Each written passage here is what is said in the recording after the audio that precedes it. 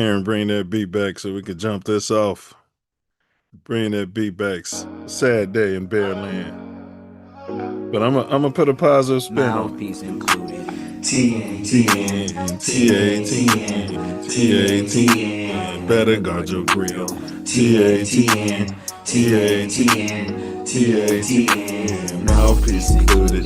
TATN, TATN, TATN. Better guard your grill. TATN, TATN, TATN. Mouthpiece included. TATN, TATN, TATN. Better guard your grill. TATN, TATN, TATN. Mouthpiece included. TATN, TATN, TATN. Better guard your grill. TATN, TATN, TATN. Yeah, y'all better guard y'all grill out there. Guard y'all grills out there. Mouthpiece included. All right, good job, Karen.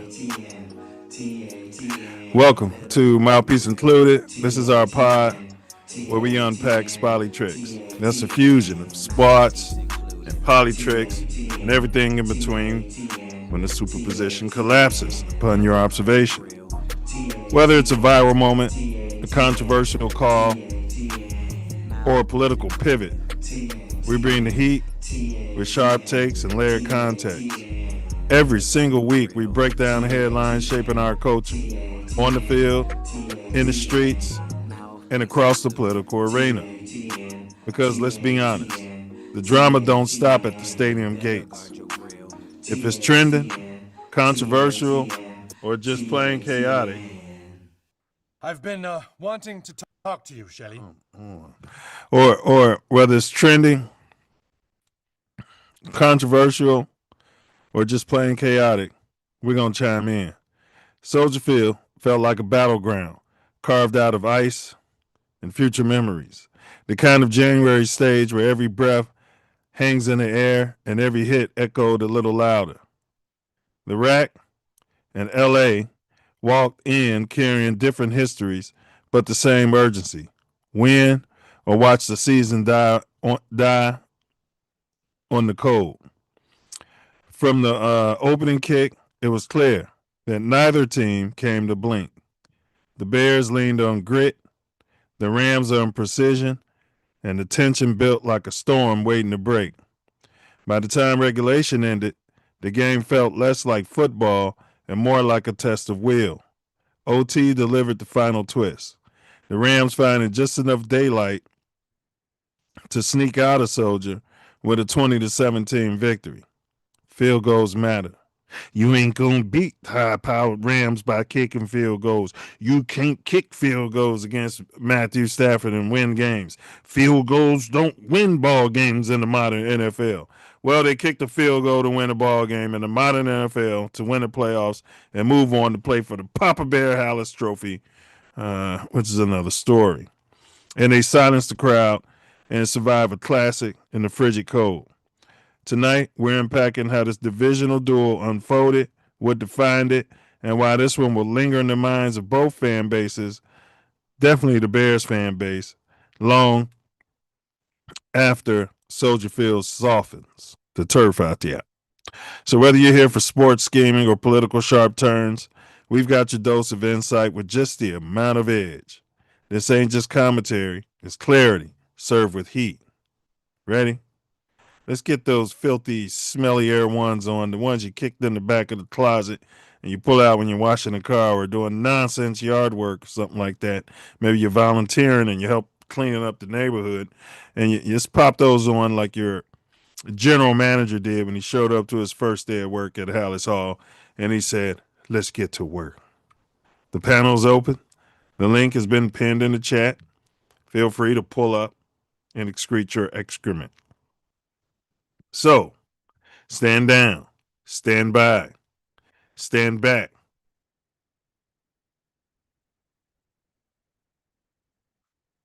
Or pull up. But if you do pull up, do not forget to bring your mouthpiece. Couple things before we start. The views expressed in today's pod are those of the host and the guests and are not necessarily reflective of TATN or any affiliates. Big ups to Midwest Festivals presents Ancestral Echoes, Echoes, Echoes, Echoes. That is an annual. This would be the 5th annual house music glamping fest where you can pull up with your own trailer or your own tent, or the companies can ship it out there. The venue also has tents available. Plenty of water. There'll be porta potties where you can do your business. Great grand stage for the greatest DJs across the Midwest area, and now they're coming in from all over the globe. Pull up, be around some wonderful people, have a great experience. It's cathartic, and it's a weekend event. Reach out to Ancestral Echoes, Echoes, Echoes. Big ups. Milz Aesthetics. Licensed, bonded, fully insured. Multicultural skin, body, and weight loss pro. If you find yourself in sunny Southern California, the Los Angeles area specifically, reach out to Milz Aesthetics. We got Milz Aesthetics. Karen, drop that into the chat. Thank you. It's www.taymilz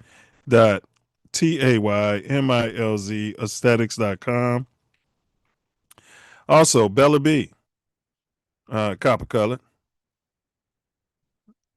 doing great design work. You might need some swag on a shirt. Maybe your family reunion is coming up. You need some ideas, or you got some ideas and you just need them on a shirt. Reach out to Bella B. Bella B could be reached at, dropping it in the chat, designs365@gmail.com. That's designs365@gmail.com. And big ups to Gym Recovery. Gym Recovery. Maybe you're in Chicago and, try to go to work and it wouldn't fire up. You know what I mean? Maybe everything's frozen in there. I don't know. Maybe you didn't change your battery or something. Maybe it's the alternator. Well, what you want to do is reach out to Gym Recovery. He'll pull up in a top of the line flatbed truck, new technology. They have over 30, actually, the company has over 50 years experience in the greater city of Chicago. So they're licensed, bonded, fully insured, and skillful. All right. That's enough of that. We did have a poll up on the channel. We're going to drop this poll link into the chat before we get going. Who do you have winning the Bears Rams divisional playoff game? I guess it doesn't really matter at this point. So we won't drop it in there. 86% went for Nails / Iceman / Caleb, Ben Johnson, and Jordan Loveland / Colston. 14% went for Matthew Trashford, the Unabomber McVay, and Puka, who was shut down today, I might add. And 0% were unsure, rubbing their bum on the fence. We didn't have any other polls up after that. All right. Let's see here. All right. We don't have any Briggs grades, so we're going to jump to the predictions. We got some chatter out there. Ass Whoops Are Free said the play selection soft again. You know what, bro? I'm not going to argue with you. I thought they did a lot of giving that ball to Monangai when they probably should have been giving it to Swift too. Monangai's had a great season, but you got to be able to figure out when one guy doesn't have it. Like, man, they were shutting Monangai down. We'll pull the stats up later. It's like they were keying it in. When Monangai's on the field, they're going to run because he's got to get his carries. Play selection soft. I mean, I thought some of his decisions, just going for it on fourth, like it's Tecmo Bowl or Madden, it's starting to rub me the wrong way. But he's a $13 million coach, and he got us to the promised land almost, right? Play selection sucks. You said too much running, huh? Yeah, But then when they don't run, we want them to run more. They got to execute, bro. At some point, the players have to execute. We'll get into it, but I didn't like putting Tooney out there at left tackle. He's being stalwart at guard. I just didn't like that. And then now you only want to run on the right side because you don't trust the left side of your line. I don't understand that. Ass Whips are free said air them out. And he also said big ups to Ancestor Echoes. Yeah, you got to be there. You really got to be an Ancestor Echoes to understand what we're talking about. Okay. We're going to drop the predictions of the Mouthpiece Included analyst. We all struck out swinging this week. Karen, can you drop that into the chat? We're on record. We're not ashamed to go on record. Big Hink had Bluegrass Finest. He had the Rams 24, the Bears 27. I had Rams 24 as well, Bears 28.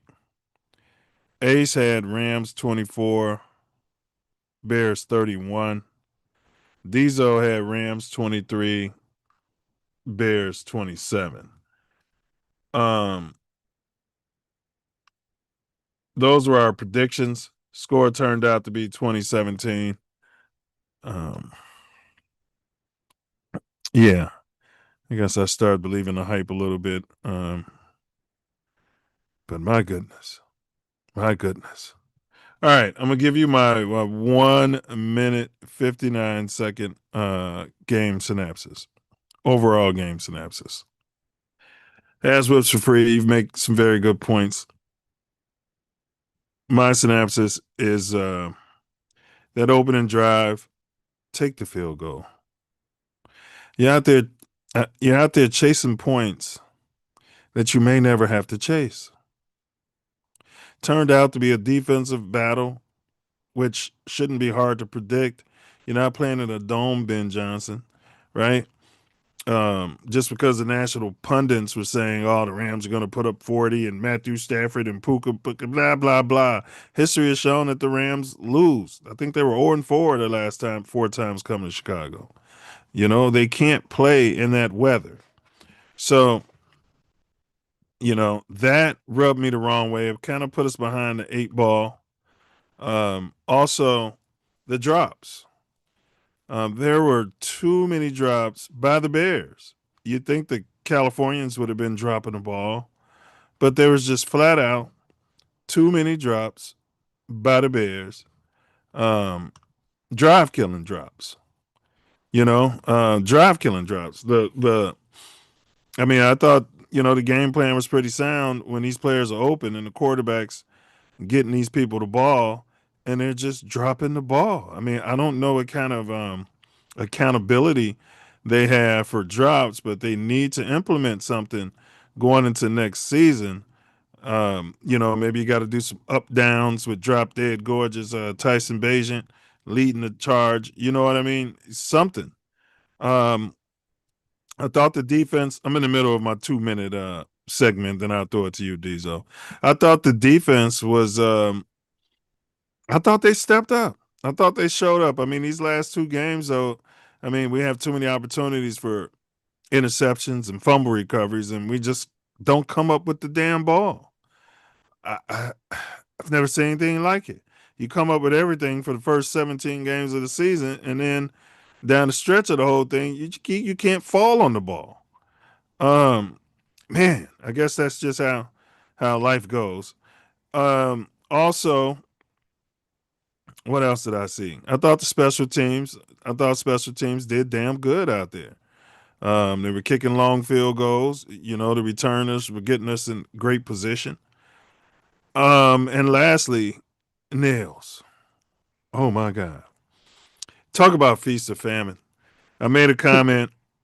All right, 20 seconds. I made a comment on our thread. I've officially moved off JF1. He's in my rearview mirror. Still love him. But this guy is the definition of feast or famine. He loves to go big game hunting. He's like if you don't watch him, He'll be like that guy, the quarterback that came out of University of Illinois. Um, can't think of his name, but he's big. He's a big Jeff George. Jeff George. He's a big game hunter. He don't like taking what's right in front of him. And hey, I can't knock him. That play at the end of regulation, my wife would tell you I'm screaming, "What is this dumbass doing?" Yeah, and that and that's my 2 minutes. What up, Diesel? And I'll throw it what, to you for what your 2 minute game synapses, I bro. was going, no, because I was like either go right, roll left, or the middle was kind of blocked that play. So, but for him to just go backwards, I was like, that's the worst fucking thing you could do. What the hell are you thinking? And then when the ball just went right in dude's arms, I was like, unfucking believable. Everybody was. I can't believe he caught that shit. Yeah, man, it's I'm a all the stuff that went on in the game.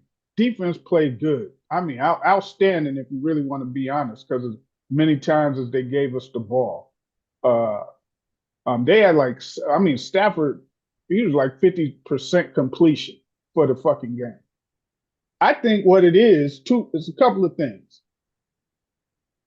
Our offensive players, the receivers, they don't know how to catch in the fucking cold. Okay? They don't. These motherfuckers is dropping ball, and you said the last 2 games, right? I don't think a lot of these dudes on our team know how to play in this cold weather because it's been the last 2 games where the temperatures were a bit extreme. Well, I didn't mean for And the drops. I mean, well, even the interceptions, but I I, meant I, I'm not getting saying those interceptions, turnovers, not fumble recovering recoveries. fumbles, Yeah, that yeah. that sort of stuff. You got to know how to do that stuff, um, and where you play it. So, I mean, they were dropping balls, and I, I'm gonna give if I gave reasons for a loss, Ben Johnson would be number one. Caleb would be number two. I'd say Caleb and the receivers themselves would be a tie as far as the The drop. passing game. Yes. Because I thought Ben Johnson, he keeps calling plays down the fucking field. When we in overtime got that ball, you don't need to call shit. All them patterns on that play that he threw the interception, they were all like going long patterns. I was like, what are you Right, doing? What right. are you doing? I was like, look, on the first interception that he threw, I blame Ben Johnson because why are you calling you run the ball or kick the field goal? Kick the Kick the field goal. field goal gets you up 3-0, right? Too many times I see this guy calling plays where sometimes you got to calm Caleb down. Like you know how he is, you know how he gets. So it's up to you to calm him down with your play call, right? So the drive when we tied the game, right? So I was actually mad that he didn't call timeout before. So the play that remember it was a play with it was like the third down play or the second down play of that when they were like inside the red zone, inside the 20. The receiver went wide. He was open. Caleb sailed the ball on, went out of Yeah, bounds. I was like, how come you didn't call timeout before that play to settle him down? Time wasn't going to be an issue because you're in the red zone. So you ain't yeah. really worried about this timeout. Look at this Packer fan pulling up after we lose the playoffs. We ain't let's get him in there. Go ahead and finish with your 2 minutes. Go ahead, bro. But yeah, I think Ben Johnson be suffering from the same shit that Caleb is. He feeds into that shit, and Yep, you got to reel him in. yep. You got to reel him in. But yeah, too many drops by the receivers, and You was talking about that 3rd and 4 play down the stretch that Caleb just missed the dude for, but I I think it felt was like even if second. he'd It have was got him second there, he was there. gonna drop it. You know what I'm It was saying? second there. Yeah, he might have dropped it, but he sailed it. Yeah. and then it puts you in third down, Yeah. and then we went to shit. It was fourth down when he threw the touchdown, right? Yeah. Yeah. Yeah, So that I was fourth mean, down, man. yeah, They be doing stuff. Me and Coach, me and Hugo, we wouldn't advise doing that shit on Madden. But hey, they doing it. All right, let me know when you finish with your synopsis, and then we're gonna give it to Hugo for his 2-minute synopsis of the game. um, yeah. But I thought because of what the defense did, I blame it on primarily on Ben Johnson because he wasn't all those opportunities that we had. Now, granted, the drops. That's like a huge X factor because then you're not blaming him for these plays that he's calling. These motherfuckers Correct. is hitting these guys in the hand. They Correct. got to learn how to catch in this call. And DJ Moore, the motherfucker goes out to get evaluated for a concussion. He comes back in the Get very slammed next on the play. head. You throw the ball to him and get him dunked on his head Yep. again. Like, Yep. what are you calling? You What do couldn't you call that for call it? nobody else to catch that pass. Like, what are you doing, man? Like, And he was yeah. concussed definitely after that second one. So when people were saying he didn't run his route, which we'll get into a little later on that last interception, DJ Moore Mhm. probably didn't even know where the hell he was. He thought they was in Lambeau. All right, Hugo. Coach, we see you popping up, popping Yeah. your Packer back ahead up. We've been on a roll this season, and now we got the biggest loss of the season, and we got Coach Moultrie in the building. Give me your 2-minute synopsis, bro, of what you saw out there, All Coach. right. Well, going off what my man said, the Bears players they haven't played in the cold. I think more half of their players like warm weather guys, you know what I mean? So weather was a factor for both the teams, you know what I mean? Them guys ain't really played out there like that. And then you got to give the Bears a little credit because they had a lot of rookies out there, man. And this is a good experience for them.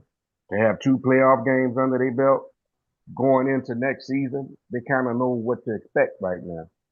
And they Now wasn't the embarrassed. They wasn't no, embarrassed. and they wasn't embarrassed. I'm just not understanding going back to Ben Johnson. The last 2 weeks, they went for it on fourth down 12 times. It's just insane. You don't even do that on the video game, man. You He know what I got that. mean? He got that from that Detroit coach.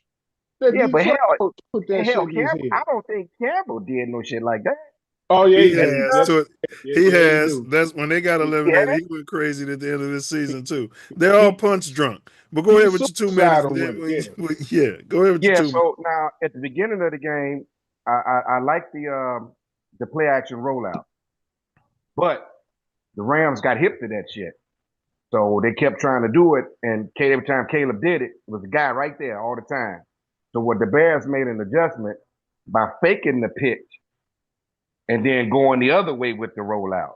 That was working. They should have stuck with that, Stuck with and it. they We didn't stopped. do They enough should. play action. Go ahead. In my opinion, we didn't do They enough should have play stuck with action. that. After the Bears realized they were stopping the initial misdirection, this time they added a fake pitch with it. You see what I'm saying? And they went back the other way. Yeah. You see, and that was working. And they stopped it. And if you notice, Caleb Williams played better from the shotgun. He processes better from the shotgun. I think he played that in college, right? In What he college, start high in school, college? yeah, them kids they come up, they don't never get under Yeah. center no more. So I think they should let him run in crucial situations. He should be in the shotgun Well, you formation. see, Stafford wasn't under center, if at all. No, no, But they no. want to force all the colors under center. But I like being under center.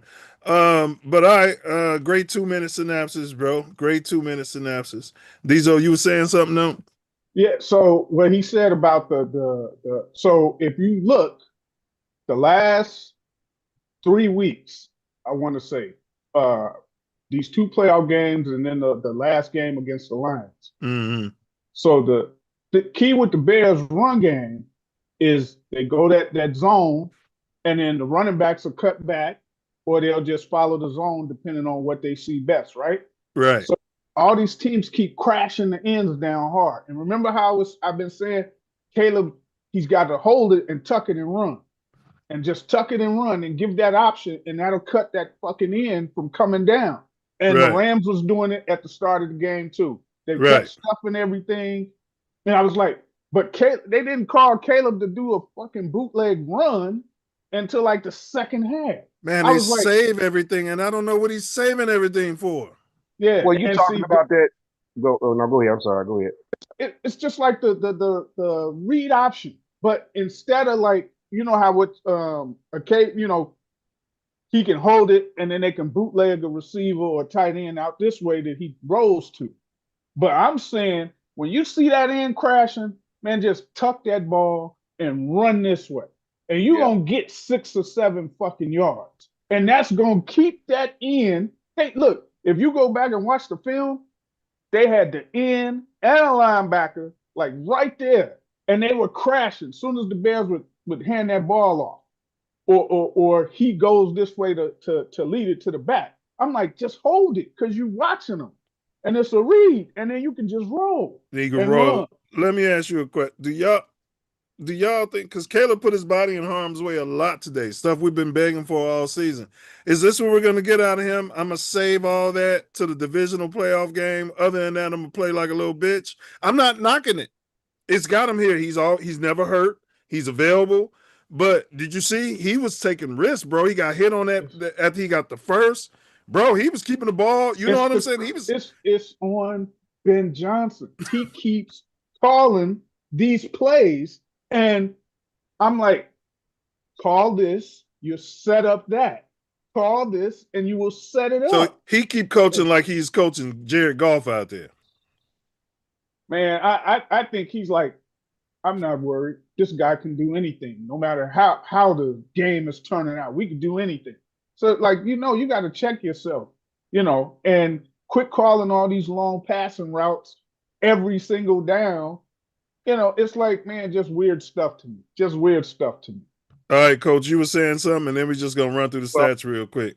I was saying that the RPO. I remember I wasn't a fan of the RPO last year for some reason because a lot of the plays it was getting stuffed all the time. The defensive coordinators are catching up to it. So now I did see an RPO today, and he gave the ball. I don't know who was it, to Swift or Magonier, and I was like, wow, he could have kept the ball, and he went through the whole fake, and he went to the outside like Dizo was saying. And, man, he would have had about 5, 10, 20 yards, man. You know what I mean? They need to incorporate that. I'm seeing it like all the time. All the time. Yeah. And, man, And the only time I see Caleb do it himself is when we're, like, trailing or desperate for a score. Then you see him start to do that. But I'm put his body at risk. Ben Johnson got to call that stuff a little earlier.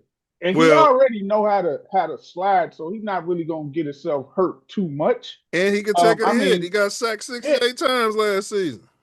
Yeah. So I mean, well, I think that Caleb could have. He got to use his legs more, man. I mean, he's got to use his legs more. He's got to use his legs more. He's listening to Ben Johnson, man. That's what I'm thinking. I'm thinking something's going on where he just sitting back there. They want him to be a pocket passer, man, for some reason. Did y'all see that play when he was rolling out? It was late in the second half. I think it might have been overtime. And Komet was wide open in front of him, and how long it took him to finally dump the ball down to Komet. Look. I'm like, bro, throw the goddamn ball or run. Run. There's you got 3 seconds. You got 3 seconds, man. You got 3 seconds. You got 1, 2, 3. If you don't go through your progression in 3 seconds, you don't see nothing. You got to tuck and go. You got to run or throw the ball away. You run or throw the ball away. That's it. That's all you got to do. There's a play in the first half. He don't do it. Where they call the pass play, the back swinging out, the back's open because everybody else on his initial ain't open. Yeah. He never even looked at that motherfucker. And then threw a pass incomplete. Now he came back in the next series and threw one right in stride, which went for some yardage. But the play before that, where the back was out there, I'm like, most quarterbacks gonna look at that first. Caleb is big game hunting though. He's a guy who will stop and shoot the three like I was at Empey instead of just doing a layup on a 1-on-0 fast break. He's a big game hunter. That's on Ben Johnson though, man. He got to tell him, listen, this is what we call him. Look for the back first. Look for the short guy first. Take the cheese. And yeah, and I don't, man, Ben Johnson, I don't get why he caught that shit down the field like that when we're moving the ball, about to get in field goal range. And all them pass patterns on that play, they were all going down the field. I was like, what are you doing? We definitely got to take 3 points there. We definitely got to take the 3 points. Yeah, man. He's supposed to matriculated and took the field goal. So you gotta, and you got one of the best kickers in the NFL. You should have. And he was hot. And he was hot. He wasn't missing nothing in this bad weather. And if you lose like that, then it's on the kicker. Yes. Only thing I could think of, Ben Johnson came in with being aggressive. I think he probably said, "Hey, we going for it on 4th down." You know, we know. He probably said, "Well, we can't beat." Well, he's a little disingenuous because at halftime of last game, after halftime, he came out there and said the reason he kept going for it on 4th down was because his defense wasn't doing nothing. But then he came out later in the media and said he believes in his defense and lied about the whole thing. So I'm, $13 million a year, man. I expect more out of him. But let's just go through this real quick. The Bears, we had more total yards. We had more passing yards, as y'all can see. We had more rushing yards, more yards per play, pretty much even on the first downs, 9 for 19 on third, 3 for 6. Now, McVay was supposed to be in the hot young name. He used to always go for it on 4th. He learned his lesson. What was we on third down? 9 for 19. 9 for 19. And we 3 for 6 on 4th. Good. And the defense made them punt a lot. 0 sacks to 4 sacks. We got sacked 0 times. Yeah, they punted 8 times, but that's what I'm saying. If Ben Johnson's got to start punting. Penalties, 3 for 24. It wasn't too bad. No fumbles lost. Those 3 picks. We dominated time of possession. Well, we won in time of possession. I mean, we should have won this game, bro. And everybody was saying that's the best team in the NFL. It's not Madden. Somebody got to tell Ben Johnson it's not Madden, man. And you ain't playing in the dome. I'm blaming the primary suspect is Ben Johnson with his play call. That's the primary. Because if he can control, the drops, you can't control that. And like I say, these motherfuckers need to learn how to catch. We probably broke a playoff record in drops.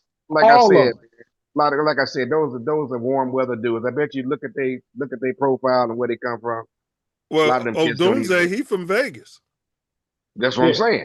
See, Loveland is the only one that I think got some. I think he from Idaho.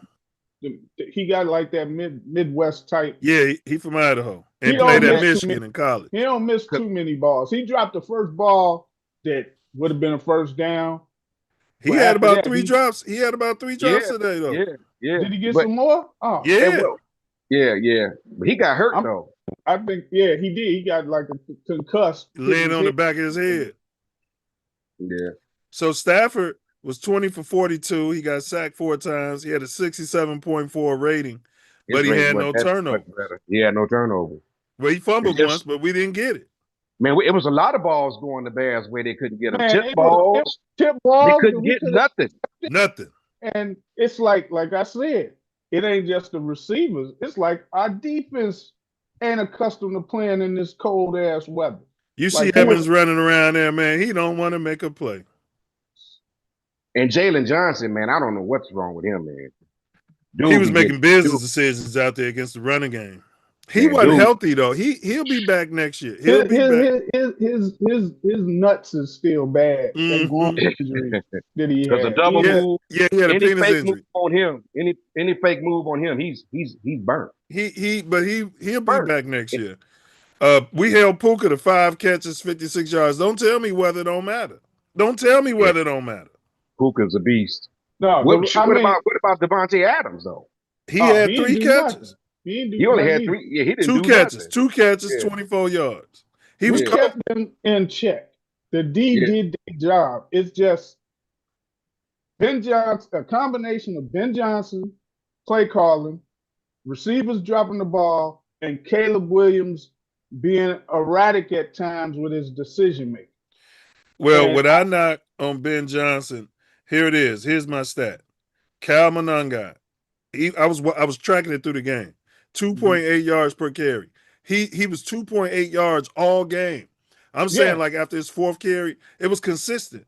Look, sometimes you got to realize, man, they keying on Monangai. He ain't got it. Let's run these plays to Swift. Swift averaged 4 yards. He was up to 4.8 at some point. He should have but had more carries that game in a game like it this, man. goes back to what I'm telling you. The Bears kept trying to run the same play to that same side, right? Yeah.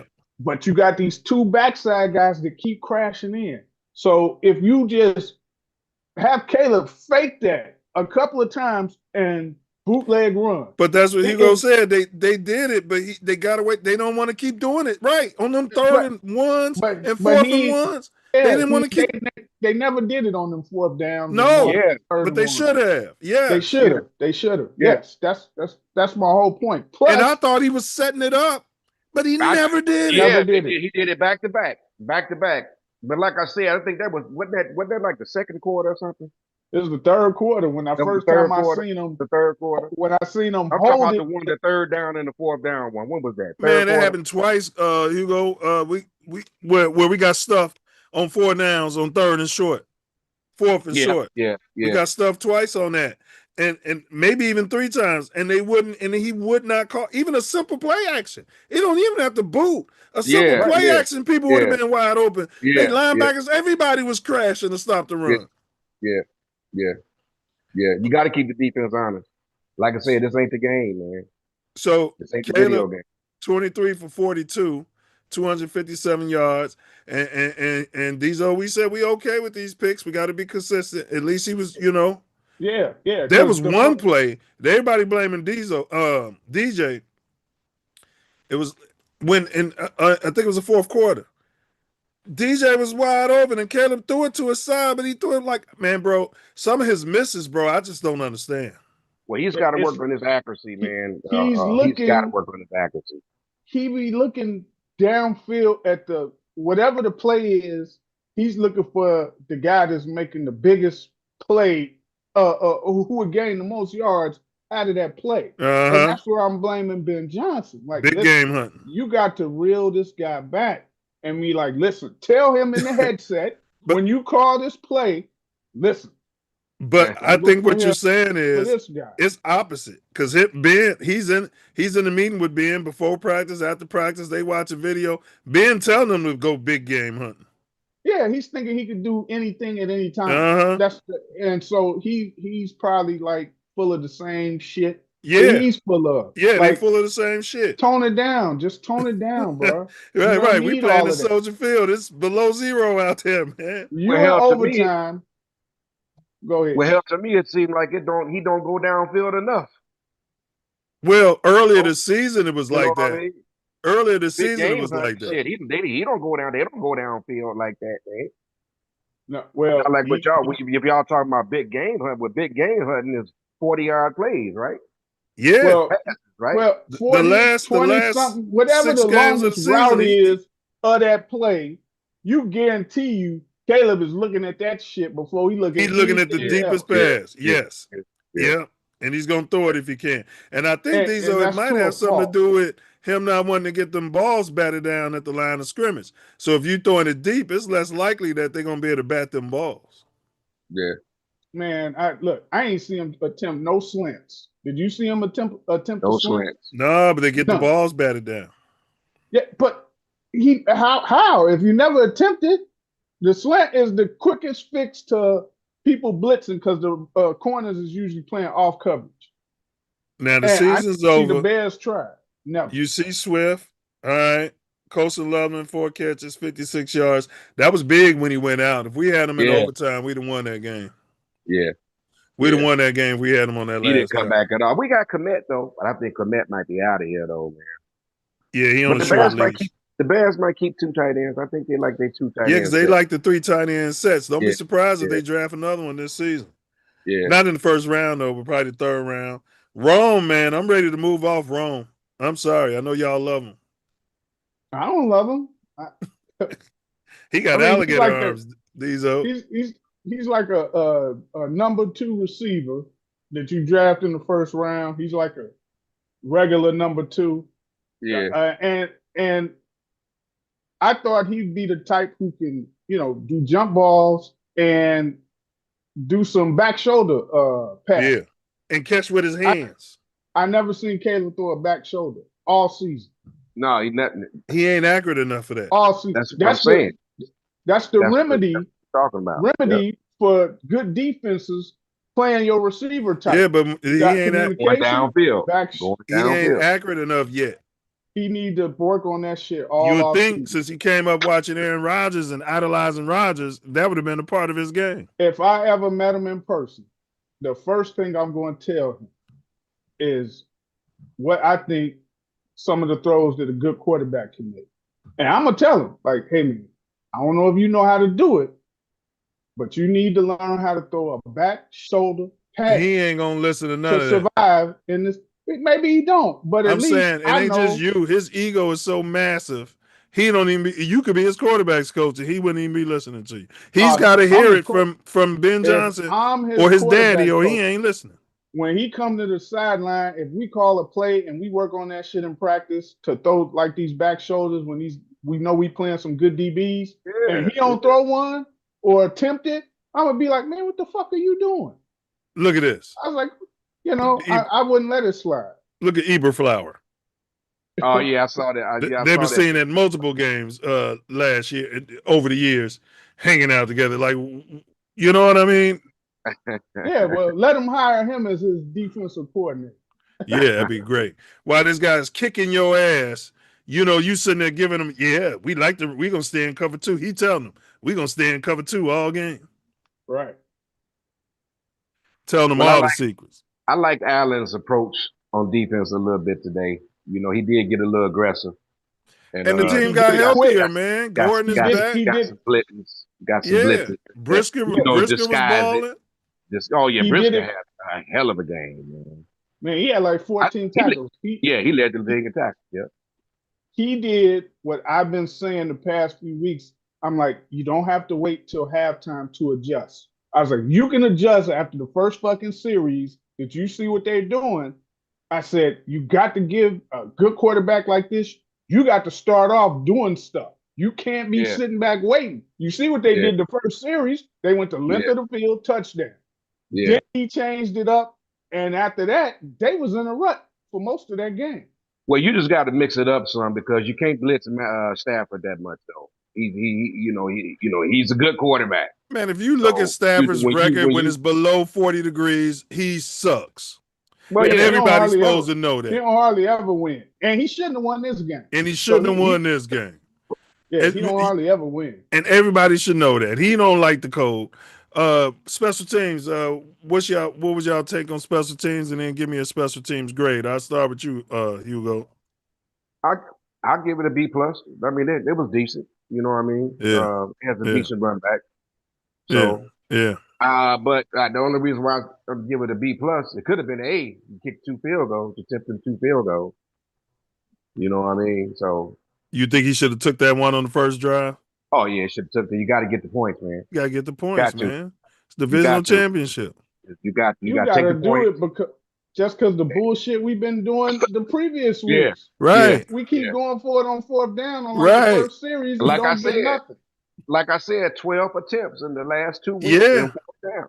12. But Detroit's coach had 8 in one game. Oh yeah, you did say that. Damn, man. And he was like 1 for 8 or something that game. Man, and still got a job. That's the problem. That's the problem. In the 80s, if you did that shit, you didn't have a job. They didn't care what your record was. And he got a quarterback that's not mobile. We got one that's mobile, but can't seem to call a bootleg. Can't move the pocket on a 4th and 1 or whatever. Right. Won't move the pocket. Yeah. Just move the pocket a little. That's Ben Johnson's cockiness, man. Yeah. Just over cocky. All right, Diesel, what grade you giving special teams? I give them B plus. I mean, they nothing hurt us from special teams. You know, kicks were made. The kickoff returns were decent. We didn't fumble no punts. One of them he messed up on the kickoff return. He caught it on the field and then went back in the end zone. We had it at the 20 when he could have just Yeah. let it go, and we'd have had it Yeah, at the got 35 or 35. something. Yeah. Um, but yeah, I didn't think nothing really cost us. And heck, we made them punt a lot too. So, and they didn't really get no good field position off of a lot of the punts and stuff that we had. So I thought the special teams was on point, man. But I yeah, agree we with should have y'all. I'm kicked a gonna field go. goal or two. I'm gonna go with B plus. Now, real quick, this is Zest of the Week. Who is this, y'all? Is that LeBron James? Nah, Is somebody that coming to the Bears game. I don't know why I can't get a Oh, big. okay, yeah. They like to do their little style and stuff. Is that Oh, Johnson? I don't know. Is that Jalen Johnson? He got a little rock head though. I don't know. did he have a coat on, man, before he came inside? Did he He walk out? probably didn't. He's so hot in the ass and See, zesty. that's what I'm saying, man. They See, a don't lot need of no these cats, coat. man, they don't they don't understand the winner, man. All them drop balls and stuff like that, man. They don't. A lot of them cats, man, they from the south, man. Well, that's Zest of the Week. We got Ace coming in here. I don't know if his phone working. I clicked him in, but I don't see him. I want to get his special teams in Did it. you see Tariq Stevenson? Every time he made a play, he up there talking to the crowd or whatever. I was like, that's the same thing got your ass benched in Yeah, that Yeah, yeah, Redskins game. yeah, yeah. But Get your ass, stop talking. one thing about him, he be in coverage. Yeah, he yeah, is in coverage. yeah. He be right on his Even when man's he get ass. burnt, he be right there. Yeah, But I'm like, stop talking to the crowd, man. Just pay attention to what you're doing. Good job. Next play. Because yeah. he But bound to that's just how get he himself play, benched man. You again. know what I'm He saying? done got Some himself players benched. need to do that to keep themselves fired up. He had a better season this year too. Yeah, he was balling. Actually, He was a good yeah. kid this year. He had one I misstep, and I and think I they blame the coaches for that. If you I see think a they didn't player, plan. if that was on Madden, coach, and you saw it, and the computer was glitching, and you saw one of your defenders over there, not even in the play, what you gonna do? Man, be mad. You ain't gonna call timeout. You ain't gonna Yeah, you call have to. timeout. Yeah, you got to. You call timeout. Yeah, You'll be pissed, yeah, but you're gonna call yeah. Because timeout. yeah, if you can call it on the game, Yeah, if it's but I'm glitching, saying, but you but you're got gonna to. try. You're gonna try. You gonna Sometimes on the pause. game, they'll You come gonna out of pause timeout. it. That some bitch still be over there. You be like, oh, somebody got a cheat code. You be like, oh, somebody cheating this shit. Hey, all right, well, Ace must be having technical problems. All right, let's go with defense, though. We've been waxing poetically about the defense. So I'll start with you, Dizo. What did you like? What Uh, didn't you like? And give them a grade. no, I'm so the grade I'm gonna give them a B plus. Um, you make that Rams team punt that many times. You did your job. I mean, they had them. Well, I want to see them get more turnovers, though. The turnovers are there to be had, you know. So it's almost like the same thing with our receivers who act like they can't play in the cold weather. Same thing with these defensive players, like you missing fumbles, you missing tip balls that are interceptions. But that being said, you're making these dudes punt that many times. You gave the offense all these different opportunities, and they just couldn't move the ball And we talking about the like they best should. offense in the NFL, all the pundits were saying this week. And they was talking about they was going to put up 40 against our lackluster defense. But go ahead. But yeah, so the weather affected both teams. It just affected us more than it should have, because the Rams clearly were affected by it. And that They game was clearly right was there for the affected. win.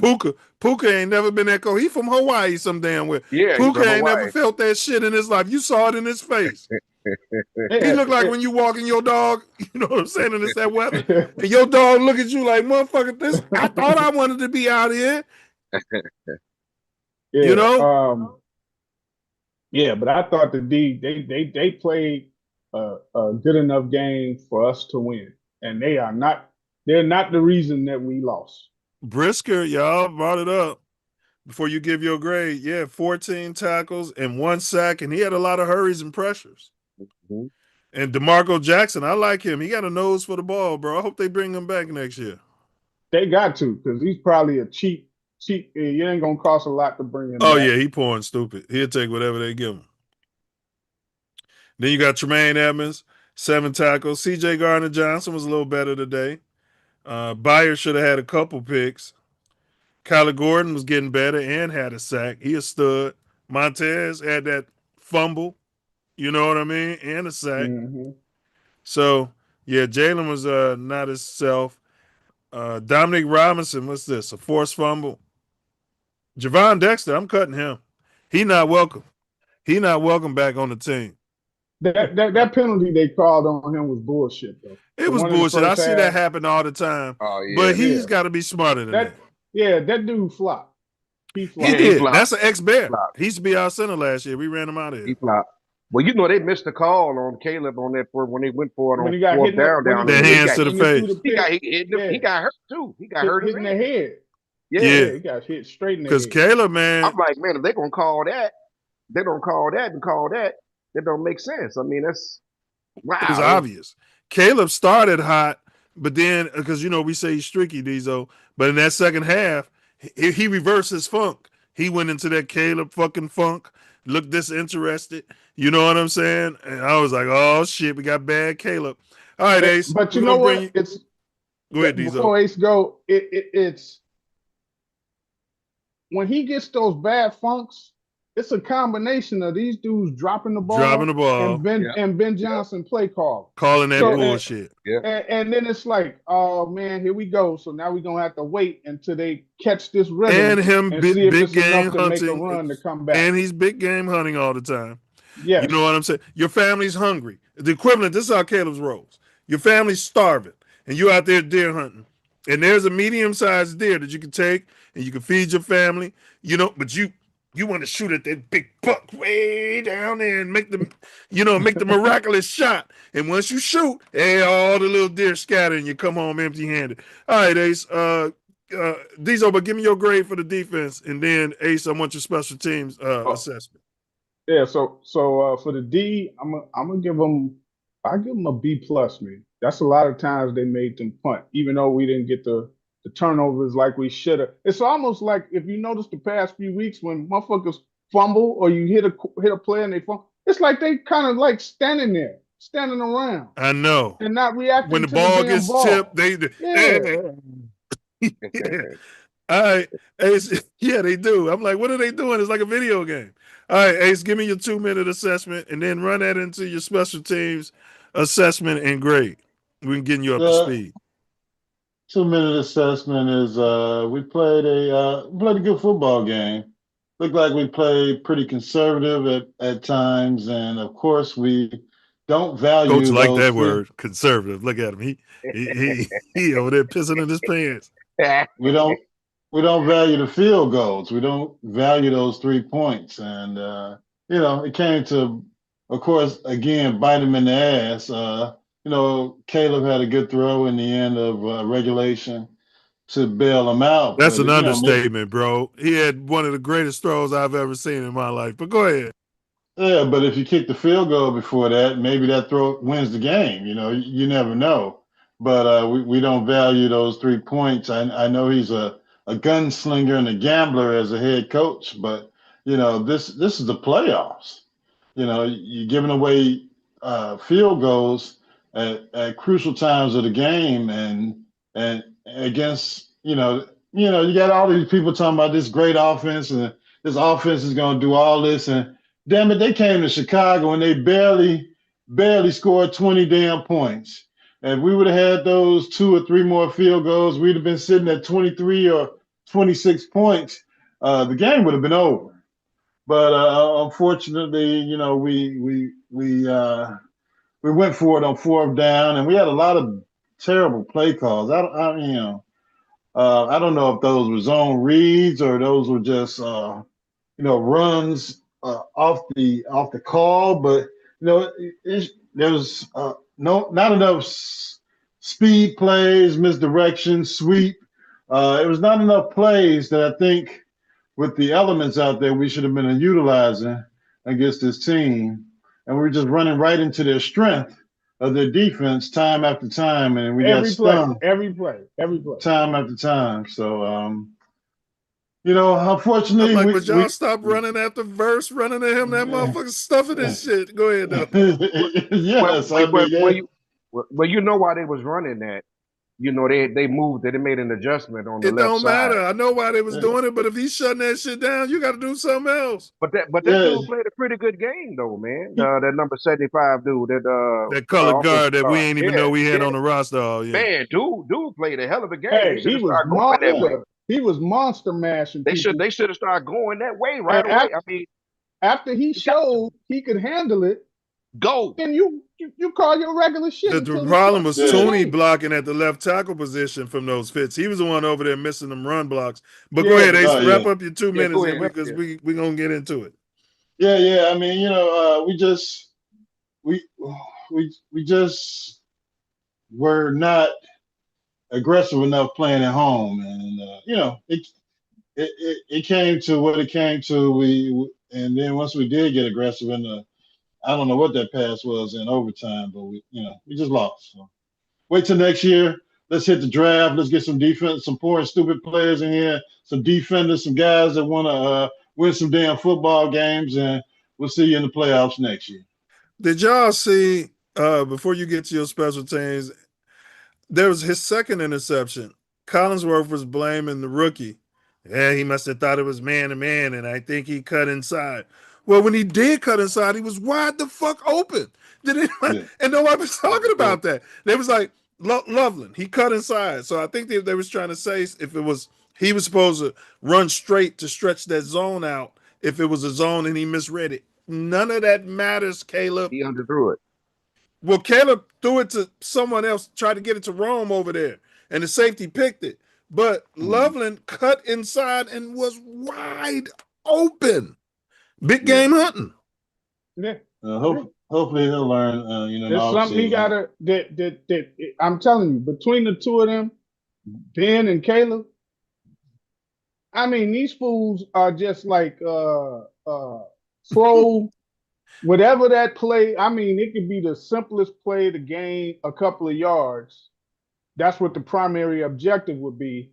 If you could take that big if you game, see that guy don't get 7 or 8, throw it to him. If you see that buck down there, take that shot at Mm. that buck. I don't care what the sick game situation is. I don't care that how hungry you.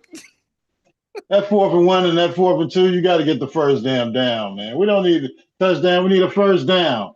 Get the damn first down. And when are they gonna run play action on 4th and short, Ace? When are they gonna do that? What's he saving that for? Preseason? We got everybody in the league is running. Hell, they don't do nothing. And he never let him take the ball and fake it and bootleg run on those 4th and shorts or 3rd and shorts. He never does it. Just never. Like, for having a mobile quarterback if you don't have that threat. A mobile quarterback would wiggle. Even if he's one-on-one with a defensive end, he could and get a yard. Yeah. But if you run that play, that he's walking for 1 or 2 yards. He can go ahead and do a slide, hopefully at 2.5 yards, and we had a first down. But yeah, it's hopefully it's something that they're going to look at and consider in the offseason. Like, what the hell are we doing? Why are we leaving all these yards and these first downs on the field? Well, if you had a man as your offensive coordinator like Eric Bieniemy, somebody's not going to be a yes man like Declan Doyle. Eric Bieniemy probably would have. Him and Ben would have been having some head button that would have been very healthy. You know what I'm saying, for these situations. Eric Bieniemy would have been down there like up in the booth, like, man, let's call it play action, and he could respect that veteran up there in the booth instead of listening. He's not listening to Declan Doyle. No, Declan Doyle ain't doing nothing but taking notes, trying to get a job. You talking about doing a little, this play went here, that play went. Yeah, he's not nothing. Nobody want to hear. He's a statistician, huh? Yeah. He's an analytics guy. All right, Ace, give me your assessments because I know you don't like the poor and stupid black ass special teams coach. But go ahead and give me your assessment of special teams and your grade. We don't want to spend a lot of time on this. I mean, I had no problem with him today. I give him a C for average. I mean, they You were, see you this, know, they, Diesel? We all gave him a B plus. Ace don't like his black ass, coach. I Ace a don't see. B like that. plus for a B plus for what? They didn't do any damn thing. They But they did, did man. it. They was returning the They, ball, getting us good field position. They kicked the Uh, 51-yard field goal in uh, below zero uh, weather. hey, okay. We didn't miss That's no field goals, no extra that's a and we points. got damn. and we And, got a and good return on the Uh, first thing of the game, Yeah. right? the we got first some the first. pretty Instead of good returns. Uh Ace was at Top Golf. He wasn't even watching the game. I Yeah. was watching the damn game. I watched Duvernay catch a damn ball with 10 yards around him. He just catching the ball and nobody was near him and he didn't do shit but call a fair catch. I So you saw want to that. bring Hall of Fame Valus Jones back, like I've been saying all year. Hall of Fame Bayless Jones. He was just my server at Top Golf. You know, I gave him a tip. You know, All right. but you know, I see because they A played the average C? game. They didn't do anything spectacular. They didn't do anything to hurt the team, so it Oh was an average God. game. All See, right, all right. That's your grade. All right, Hugo, That and then means he was having some bogeys. he I'm no, gonna was throw I bogeying out want. there. Hugo. Give me your assessment of the defense and the grade, and then me and Ace can give our defense assessment and grade, and we'll all be caught up. Well, I'm gonna get a defense a B. I'm not gonna give them a B plus. And the reason why I say that because I'm talking about a 29th ranked defensive team. But There's, we there's talking about nowhere one it's, game. there's no way around it. But here's the deal. We After talking they about went one there, game. We're not talking yeah, about the whole season. yeah, but I They look think like the 85 Bears out there. I thought number 48 was Mike Singletary out there for a well, Man, minute. man, our man, second No, stop our, that our comparison, man. secondary gets burnt a lot of the times, man. You know what I mean? But they wasn't getting burnt today. After they went for it in the first series and didn't get it, Uh, defense got on the field and just Stafford picked them apart with 90 okay, all yards. right, that's You true. can't give up 90 yards, man. Come on. That's true. That's They did give up 2 long ass drives. I mean, come on. You can't do that. Especially 90. I think 90 and a I think touchdown. they had 2 like that. 90 and a He touchdown did. is bad, bro. That's Yeah, bad. yeah. That's bad. I mean, there's But no way that's around. Stafford's MVP. He's dropped dead it's, Yeah, gorgeous, and he's conservative. and it's the yeah, top but He offense in don't the think damn Black Lives league. Matter. If you think you're gonna see Stafford in a Black Lives Matter hat, you wrong. What was you You saying, sadly Ace? mistaken. yeah, And so they consider one of a the B for top me. offenses in the league. Yeah. You know, The I'll pundits get to A coming B my for in me. said points. we were gonna give up 40 points. We talking about one game, coach. But you gave it a B. All right. I gave it a B. 90-yard drive touchdown. That's All right, just that's fair. That's fair. That's your grade. Ace, defense. Defense played a great game. Yes, they gave up some long drives, but you know you're sitting in a position to win the game in overtime. Yeah, you could have put yourself in a position to win the game in the fourth quarter like you normally do. If you take some points here and then score there with the Iceman play at the end of the game. But I'll give him a B plus. Who do To you give up, blame most for that loss, Ace? And I want to hear you because Diesel said BJ, and I want to hear yours too, Coach. Who do you blame most for this loss, Ace? it's a combination of the not valuing the ball, the turnovers, which were interceptions, and your head coach. Your head coach didn't seem like he was ready to coach against a Super Bowl caliber head coach So you and can't coaching staff. separate. You're not. So you're saying they're both number one, the quarterback and or the passing game and the head coach. Yeah, I believe so And if it's the because passing game, then the offense coordinator is the head coach. yeah, I mean it was the play calling league left a lot to be desired, and some of the decisions by a quarterback left a lot to be I hear you. desired. And they could have put us in a position to be well ahead of the Rams going into the fourth quarter. I don't think we should even came down to uh, looking to have a miracle comeback in overtime or in the fourth quarter if we would have played some Bear football, but Yeah. And that's that neither here defense nor you there. talking about, coach got them right off the field in overtime. That offense Yeah. supposed to go down there and get some points. They But got to get Hugo, that field goal. yeah, who do you blame, Hugo, for Well, I definitely blame Ben Johnson. that's number one. That's number one right off the back. Like I said, 12 fourth down attempts in the last 2 weeks. But yeah, y'all keep saying Campbell with 8. We're That's talking just about this stupid. game.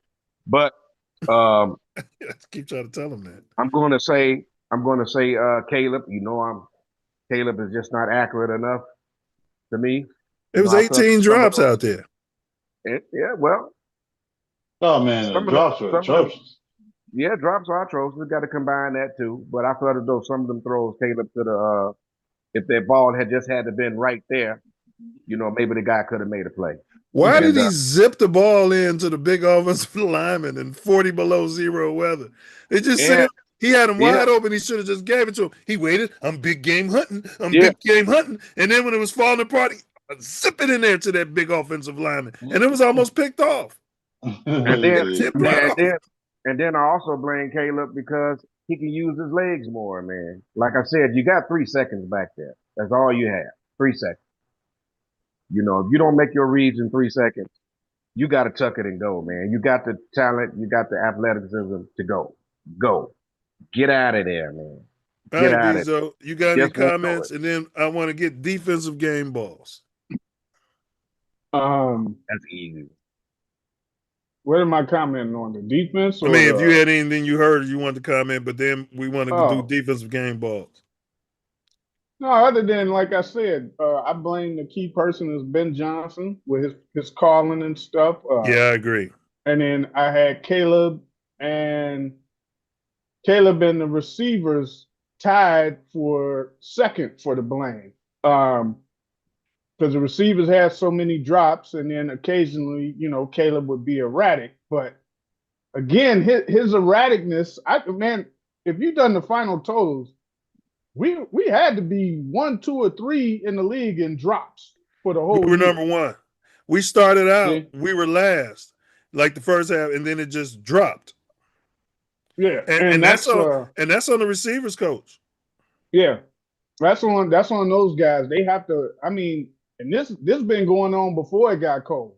Yeah, they just got it just got magnified once it got cold. But you remember when dropping balls. You remember when they had Brett Favre over there? You couldn't just get any receiver. You had to find, once you realize these receivers can't catch that high ball, you got to find a way to trade them. Don't devalue them. Just move off of them and get a motherfucker. Once you get a motherfucker who can catch that shit, I don't care if he's running a 5.5 40. You know what I mean? You just need somebody who can catch that ball, man. Yeah, I don't care if they if you need to get some younger Cooper Kupps, Julian Edelman type guys that can run routes and even an older Cooper Kupp, he wouldn't be dropping that shit out there. Yeah, it seems like the only one that we have, and he dropped balls today that's reliable, is Loveland. And he was dropping. He was point shaving. Yeah. So it's bad when your best hands guy drops balls in a game. Yeah. So he was definitely point shaving. It's enough blame to go around, but I don't blame the defense for this loss. They told Nails to stop with his flamboyant getting upset, but I think they're gutting him. They should have, man, with all that shit he was doing. Keep doing that shit, man. It's getting us there. It's getting us home. Because you saw he wanted to explode. So now he's holding all that shit in, bro, and he ain't getting it out. It ain't healthy. Here's what they can develop for next year. It's hunger, blood in the water. When you got teams punting throughout that game, but you getting the ball, you may move it a few series and then you're punting or whatever, but you're not taking them out. You're not going, getting points, touchdowns, putting pressure on them. No, you're just trading jabs. Yeah, so it's like it's too common with this team. All these games are too fucking close, and it's like we're not doing nothing until the shit hits the fan. Now, if the team wasn't punting and they went up 21 points, then now all of a sudden we making plays and we not dropping the ball and stuff like that. Yeah, I need whatever they need to do to change that. Where if our D is stopping them with our offense, we are taking the lead and putting the pressure on that team. Did y'all So we agree don't with the need all these move? close games. Did y'all agree with the move? You having your stalwart guard who's played guard all left guard all season. Then you just move him to left tackle when you already had another left guard who started the season. What's his name? The left Yeah, the left I tackle. The didn't left like that. tackle who I started didn't the like season. that. I didn't like that Benedict. because I don't Benedict. Yeah, understand why why not they just made that put move. Benedict over there? But Yeah, it I don't didn't hurt. understand that move. It didn't hurt him. Didn't help. It did hurt because they it didn't run hurt. It around to hurt the on left side. plays. He kept Yeah, missing. soon, Tony out there soon. island, and he like doing He an was having a exercise. terrible game. Yeah, turning around, he like missing blocks. Are you Tooney talking was about the So able left to tackle, pass right? block from there a little bit, but he couldn't run block at all. yeah, Yeah, he could his pass running block, but he block couldn't was. run block at all. Yeah, He felt like he was all out of position. I thought he that was was out a of dumb sorts. move. Yeah, I mean the same thing that the actually the Chiefs did last year in the Yep. playoff and the Super Bowl. They put him at left tackle, And and Mahomes was under pressure all game. The yeah, whole yeah, game, whole game. yeah. Yeah, Now, it was unnecessary because we had already experienced that throughout And the we mhm. season. developed Benedict. We And we developed got a Benedict. guy. We Right. had a guy. Right. Right. So you So just threw off the whole continuity of the They offensive broke up. line. They broke up the continuity. yeah, the Yeah, Yeah, continuity to bring in the big color, who we yeah. didn't even know was on the roster. He We had a didn't even pretty know good he's on the game damn though, man. team. He really didn't have a bad game. If people thought he was going to be just, he was just going to be just. It was going to be because Caleb didn't get Man, sacked. you put Benedict no, over there, and if he wasn't working out, then you'd have put what's the dude name? He can't stop the bull rush. You went out there publicly and told everybody. You said Oh, Braxton you had Jones. Braxton Yeah, Jones too. yeah. yeah. The But just black dude, he didn't who they brought in. He played good at that position, but you never should have put Tooney over there to begin with. Tooney Tooney's an should have all stayed where pro he at that was damn position. All pro guard. Dude didn't play and all and, pro guard. and put the yeah. guy who done filled in throughout the season over there. And all you had to do is if they was rushing from there, chip him a few That's times. it. Move the That's pocket. it. You're a brilliant, smart, new, sexy name, offense coordinator. But these are all right. Go ahead. Game balls. Who you giving your defensive game balls to? Oh, damn. Brisker. You only Man, giving out one? well, I mean, That's you can give out one yeah, I mean, 14 tackles, man. and a sack. Yeah, 14 tackles. I'm giving him the game ball. He act like he was playing for a new contract. For He sure. He was. is. He is. He didn't care about his head. His head injury. His agent told him, "Nigga, if you got to die out there, that's just what you got to do. Because I need my 10-15%." I need my 10%. Right. All right. Ace game balls defensive. Definitely Brisker. Brisker came to play today. He upped his game to a playoff level. And should have been playing in a NFC championship game next week. Had we not got cocky. The Bears got cocky that last possession. I know it ended with an interception, but you can see that they were cocky, knowing that they were going to go down and score. Yeah. And they couldn't figure out what to do afterwards. After they gave up the damn interception, I think the damn defense was stunned. But yeah, they wasn't expecting to be back out there. Yeah, but my game ball on defense goes to Jaquan Brisker. He played a great game. Well, I'm giving one to Brisker and I'm giving one to Sweat. Sweat was balling. All right, Mochi, who you giving your game ball to on the defensive side? Well, definitely Brisker, man. He had a great game today, man. I mean, that's all you heard throughout the game. Brisker, Brisker, Brisker. So he had a good game today. I told y'all he mattered when he was out last season for 15 weeks with a damn concussion. I'd have brought his ass back with 3 weeks left in the meaningless season. Fuck, nothing's meaningless. Them games matter, bro. No, they didn't. They did. We fired the damn coach. The season was over. I was fine with us shutting beating them down Green last Bay year. at the end of that season meant nothing. Last game No, of the season. It meant a lot to the team. It was a great moral victory, but there's no way I would have brought Brisker back to win that game. If them guys out there couldn't win that damn game, then we just couldn't win it. Listen, yeah. All right. We got to move on because I know y'all got to work and shit. All right, offense. Give me a synopsis of the offense. Well, we've been talking about the offense. Y'all can just give grades and anything else you want to throw in there. I'll start with you, Hugo. Offense. I go offense. I give a game ball to Cole Kmet for catching the game-winning touchdown, and he has some pretty decent blocks on them zone runs to the outside. They didn't win. Cole Kmet definitely deserves a game ball. Get the Cole Kmet game ball. Who else you get him game ball to on the offense? That's it. What about the grade? I don't think we graded the offense yet. No, we didn't. We did grade the offense? No. I thought we did.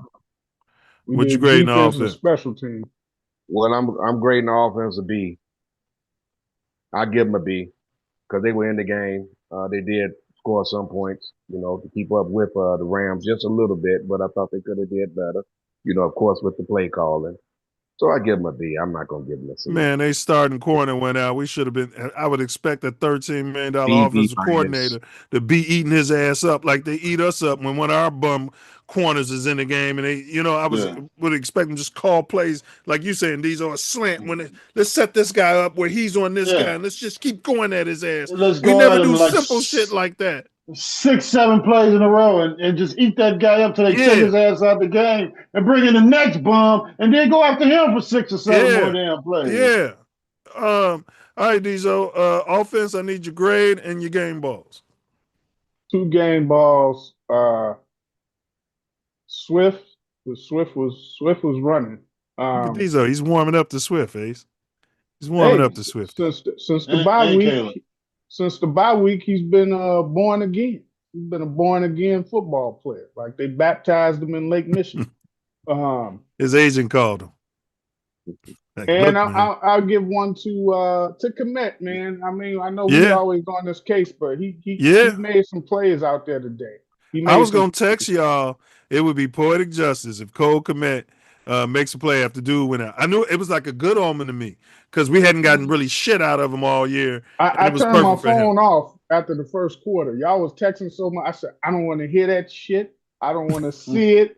I just want to watch the game. So I turned my phone off. Look, I had like 60 messages when I turned it on. You could just cut the notifications off. You don't have to cut your phone off and miss your important phone. I didn't want to hear my phone. Just put it on silent, man. Yeah, put it on silent. There you go, Coach. I just didn't want to hear it. I didn't want to hear it. So cut the whole phone off.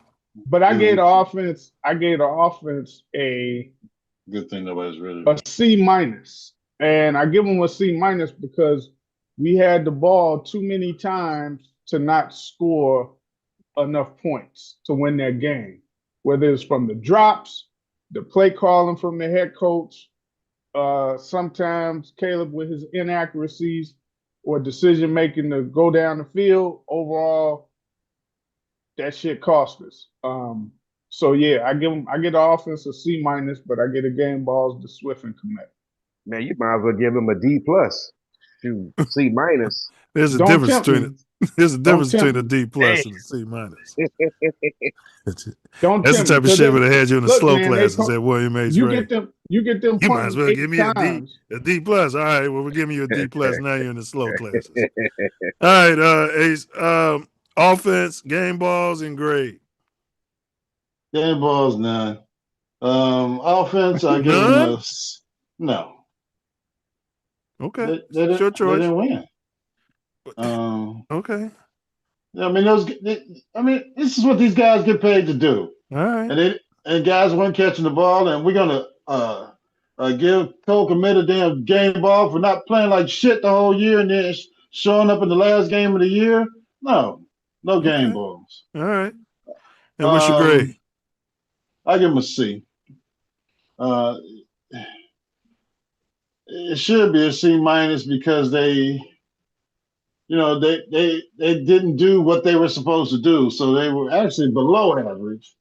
Yeah, make it a C minus. 3. I was gonna say, give them the C minus if it should be a C minus. Or She give him a might D because plus, like you gonna say. You might as well give him a D nah, plus. we were in the game. We should have been ahead in the game, but offensively we didn't show up to play. You know, everybody's coming out talking about it's bear weather. DJ Moore did a little stop and video reel. Hey, it's bear weather. Man, catch the damn ball. You guys out there talking this crap, catch the damn ball. Come out here and play some damn football and defend your home field. And I don't think they did it. I think the defense did what they could with what they had to win a playoff game, and the offense came out there cute and all this Iceman and all this we're the cardiac kids crap, You saying they was and they didn't. believing their hype, smelling their own farts? So They so were, they were Diesel and Ace give him a C minus. I don't kind of agree with that. You gave I him a say B, B. so are you I gonna gave give him him a a C B plus? because I give him a B because we just went through the stats at the beginning of the show. They dominated the game, damn near. So they did They they had 3 turnovers. they lost a turnover battle 3-0. Well, all right. Well, listen, this ain't we're not debating. You gave your grade. He gave his grade. Offense game Seaman. balls. I'm gonna give it to Cole Kmet as well. I agree with that. Am I gonna give it to the dumb guard, the poor and stupid black guy that they had over there? he had a good game, He man. was He had Yeah, a balling. good game. yeah. I think I'll give him. He was hamburger smashing people. Yeah, I'll give one of his black ass. And then as far as grade, I'm gonna go C for the offense. I'm like y'all. I want to give it a C minus. It should be a C minus. But man, that play to get us to overtime, bro. Hey, listen. Yeah, that was. That was Hey, a hell look, of a play. I was screaming when he ran back. I I was was like, too. I thought it was "No, a you sack. dumb fuck!" Finna I get I'm was like, doing sacked. the same thing. What "No!" is this dumbass And then he doing? We just got 2 lobbed the hinks. ball up, and when it went in dude's hand, I was like, "I don't believe it! I Man, don't believe he just caught that ball." I was like, "Oh damn!" I couldn't I, believe it, I man. was saying the same thing. Hey, Big Hink, we got 2 Hinks in the building. Uh, give us your 2-minute assessment of that game, bro. Oh man, look, I was at the game. It was cold as hell. You was there? Uh, yeah, Oh yeah, it shit! was You hear windy this, too. Diesel? We got another one It costing was us windy victories too. going to the It game. was Yeah, windy out there, yeah. man. Was it windy out there? We need y'all to stay out hell of yeah, these man. fucking games. It was cold as hell. Yeah. Cold. Hey, the crazy thing is the whole day was like jacked up for me, but that's a different story. Um, as far as you said, what was your question, Nines? I'm Your sorry. 2-minute assessment of what you saw since you was there. You saw the all 22, who was open, who wasn't open. What was your 2-minute assessment of the game? Summary. I say this: the defense didn't play too bad. I give a lot of credit for the defense. They made stops when they needed to make stops. Uh, I'm just disappointed um, when the defense did give Caleb the opportunity, he didn't capitalize like he should have. Yeah, that's what Hugo. I mean, that's what Diesel said. Yeah, he definitely didn't capitalize. Like when we had opportunity on the first drive to score a touchdown, we didn't. We couldn't make the first down. Once again, man, he had opportunities to make first. Now look, in the second half, he did what he had to do. He sacrificed his body, got the first Didn't down. he? Yeah. So little things like that, but we need that all 4 quarters, not just in the fourth quarter. That Just first little drive though things was like Ben that, man. Johnson. That first drive was on Ben Johnson. But let me ask you this though. My buddy said that at the game, but I'm thinking back. He had the opportunity to run the ball, and he didn't take advantage of it. Yeah, we were saying that. We were Well, saying but that. So you but could you see talking that about better when you're at the games, huh? but you talking Yeah. about a scramble. Yes. I'm talking about a call, read option, run or bootleg by the quarterback. That's a difference. But if Ben Johnson is calling those plays down there at the goal line, I mean, or in the red zone. I mean, both of y'all. I agree with both of y'all. It's got to come from both sides. But there's times when you got to put your head down. And to your point, Hank, I don't need that just in the divisional playoffs either. I need that in Yeah. some division games so we can win the North. I need that in some big games. You know what I'm saying? I need that. I need that, bro. I need that. Or even Ben Johnson in Yeah. the 15 seconds telling him in his helmet, hey, listen, when you get back there to pass, if you see a way to get that yard, run and get it. You know, that But why? type of stuff. But DJ, why does a coach have to tell you that in the NFL? Right. You've been told that in high Because school, little league football, Right. college. That's all been told to you ever since. Go that's get like that first down. Any means necessary. But it's like I Sounds was like a saying, it seems weirdo. like he's listening. It seems like he's something. He's listening to his coach or something. He's not But Ben after Johnson's after 3 telling him, seconds, man. He's got to go. yeah. That's what I'm saying. Yeah. He can You know what I reiterate mean? that to him. Like, listen, if it's not there, take off and run and get it. First of all, Get Hank, out of there. Motri in here is a Chicago Packer backer. And this guy hasn't come around all these wins, and he wants to show up. He's low-key trolling. He wants to show up after we lose the biggest game of the season. Ain't seen him all year. I just Oh, want Lord. yeah. But Now the I've been on the show. Yeah. He's been on the Now show you- multiple times, but Hank ain't seen you. You know? Want to pop up What's with a happening, green Hank? What's sweater happening, after we Hey. lose. Ace, when we lost 10 straight games, he was on the show a lot, wasn't Oh, yeah. he? Uh-huh. Damn. Yeah. Is So- that Hay Rose? Is that Hay Rose? Hey, Hank, Yeah. was you able to get Evans to sign your Peyton jersey right there on the 4? Hey, man, don't do that. Don't do that. Don't you do that. Hey, man, so what grade you giving special teams? You had a full all 22 view. Look, I had no problem with special teams. We got good returns when we needed good returns. We made Yeah. the field goals even in the bad elements. Yeah. So I could give the special team, but hey, See that? Ace gave him a C- because he don't like the black special teams I coach. did not give him a C-. I gave him a C for being average. Everybody else gave him a B+ and A-. Hey, it's not that much better. Come on, man. Come on, Ace. Well, Seattle special teams came out in the first play of the game and ran it back for a touchdown. Yeah, Got but them everybody an ain't A. Devin Hester. All right. Well, they ain't got Devin Hester, and that's an A performance. It's What a about C. the defense? What grade you giving the defense, bro? I'm gonna give him a B-. All right. What defensive game balls you handing out? Because you saw the whole game. You and Ace need to stop going to the game. Maybe y'all need to go to the game together, and then Soon as maybe he that'll said he cancel was out at the game, y'all bad mojo. I already knew what was happening. He was Yeah. just like my man from Bronx Tale. I ain't nobody paying attention to you until you say FGB. I can't pay attention, but I Thanks. love y'all. Bro. Thank you. But Soon I as got you that said in you was first. at the game, I already knew what happened. You know what? Let's do an experiment, Hank. Hey, Motri, FGB. Yes, sir. Can you say What- FGB? No, I can't say FGB. You man. see this? There's a Packer backer. These Of guys. course, you Are, can't say it. well, I'm Hey, not look, going to say Diesel is, but you see Diesel, see, he makes you look sketch. This is why Mhm. you see what Yeah, I'm saying? we're gonna have to check their fan card, man. We're gonna have to check. Hey, Yeah. the suspect is sitting right there in that 34 jersey. Hey, He snuck to that game Okay. knowing he got no business being at that game, gonna put that voodoo on us. that man. voodoo. Hey, Hey. Hank, Oh, Lord. Hank, Yes, sir. he was like me when I used to go to Motown. They like, oh, well. Uh-huh. Oh, well, nigga. Yeah. Oh, well. You ain't getting out of there without saying, oh, well. Coach tried to pull it. Uh-huh. Yeah. Uh-huh. Yeah. I got shit. connections. I got connections. Yeah, up you got there. connections in Cheeseland. Yeah. All Yeah. right. The Oh, Packers? come on, man. This is crazy. This is crazy. Nobody gives a damn about the Packers.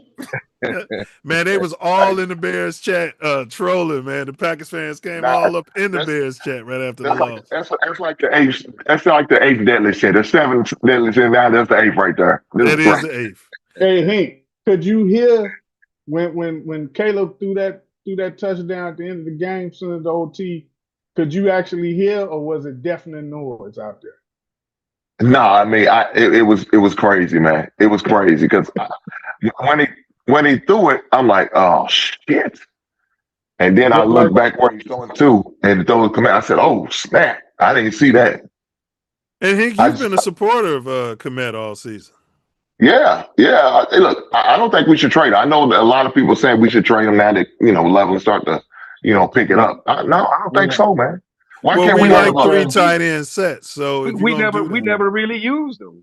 We never We're really gonna used him. He didn't get used at all last year, for Christ's sake. we're gonna cut him. But I think that's due to coaching, I don't. though. Coaching I didn't don't. realize what he had. Now I Yeah, think Ben Johnson realized what he has. yeah, You could yeah. use that at two. You Get could that run two tight. that Gronk and Hernandez type sets, man. That's gonna be whoa. Now I let's was just not go saying that far. Why we can won't the use that. coach realize what he has when he's seeing him in practice every day? Yeah, you realize what he has. He has a Well, $13 million yeah, you gotta player think that we need to get he rid was. of. Well, you And, got to think, man. He had some bumps and some bruises.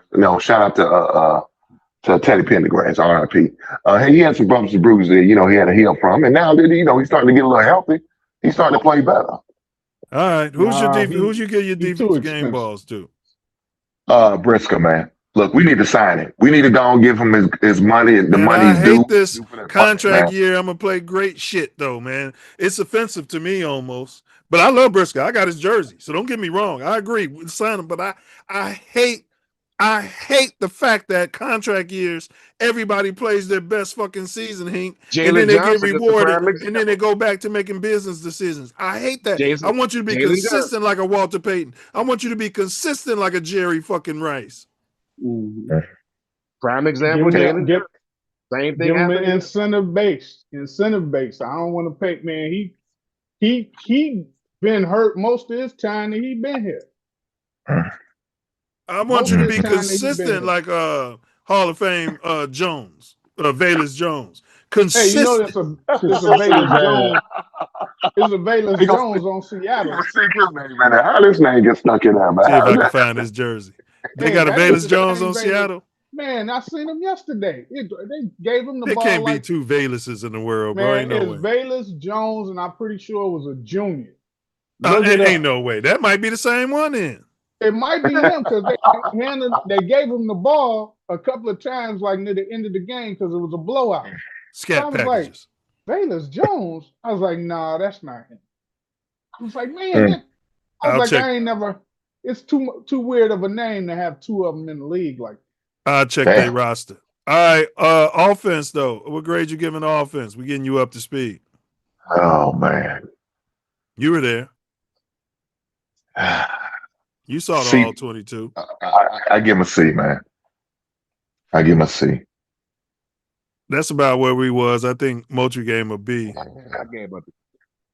I can't, man. Them three interceptions and they was at bad times too. That's what really hurt, man. Bro, that second interception, man, Loveland was wide open.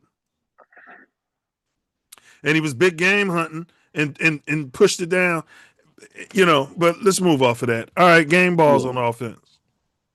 hey, that is Valus Jones. That's Yeah. him. You hear that, Ace? He's not playing, working at Top Golf. He's playing, not serving you. And he's gonna come to I wish we'd have made it to the NFC Championship. Hey. We'd have been playing against Valus Jones. Hey, he's a running back. He's not a wide receiver. Right. Well, The he Bears had hands of landed him a stone, running back so, towards the end of his tenure here. Yeah. yeah. Yeah. And he was running good. But He we act like he moved didn't off want to of do it though, man. He act like he really didn't want to do it. His heart wasn't in it. When I seen him yesterday, he acted like he had no choice. Well, he didn't. He didn't either do it or be out of the league or be in Top Golf. Because I was like, that's not him. He don't look like no wide receiver. Bro, ain't like no way running there's back. two people in the world named Valus Jones. Ain't no way in hell. Yeah, Valus Jones is a common name, but Valus ain't. I give my football to probably Kyle Monungai or Coach and Loveland between those two. Yeah. Kyle was garbage. Let me show you his stats. What was you out there smoking? They should have ran him more though. They should have ran him more. What? I thought they should have ran him more, man. The I can't cold wait to see him messed get with more his vision and his thinking because Loveland dropping balls and Monungai didn't do nothing for the most We're part. gonna show you Monungai's They stats. kept in the same play into their defense. I said the opposite, Hank. Look at Monungai, 13 carries, 2.8 yards. Swift, 19 carries, 76 yards. He averaged 4.0 per carry. Dude averaged 2.8 per carry. They was racking his ass up. They was third and short. They was racking he was losing yards and shit. You didn't see none of that, Hank? Look, when we got down to that end zone, that first time, the first drive, that's who they should have been giving the ball to. Yeah, no. I That's who should disagree. have been giving the ball to. I thought the veteran needed the ball more in that game because they was on Monungai's ass. Who, It's Swift? okay to disagree though.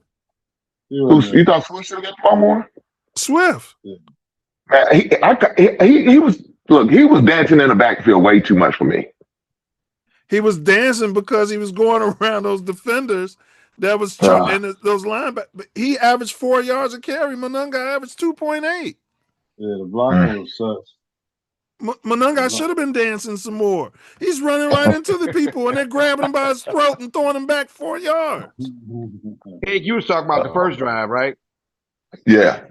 Yeah. Well, hell, they should have just kicked the field goal after all of that any damn way. Well, yeah, they should have kicked the field goal on that play. I definitely agree with that. But they should have at least ran twice when they got down there in the red zone. And they just chose not to. I don't know why they didn't do that. Now look, it makes sense. Monungai. Hey, what was that? Fourth and goal. What was that? What was that? his How many longest yards run? was that? I think it was like 4th and 3.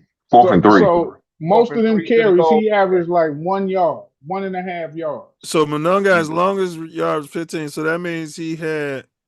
He averaged means like he had 1.5 yards. Correct, per- bro. He was getting stuffed, man. I he think was he getting was stuffed, confusing man. Monungai for Was Swift? That guy.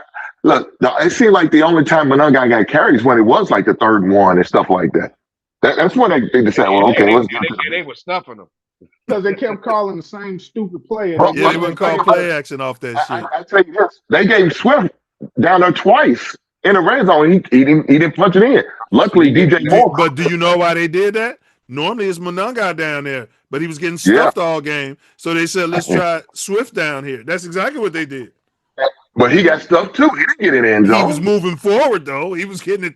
He wasn't getting stuffed in the backfield. He was getting yards. It all goes back to the movement of the offensive line and putting Tooney at left tackle and bringing in the Flap Jackson. Flap Jackson to take care of the other position. When you should have just put Benedict in a left tackle and kept running your offense like you have. Flap Jackson out there marching with the immigrants. Hey, that dude is a viable. He out there shooting that ice. He can fill in at any guard spot next year if you need. Yeah, but there was no reason for us to get cute in the playoffs. Cute. No, Ben Johnson does that too damn much. And speaking of Ben Johnson, Hank, and now we'll have you up to speed.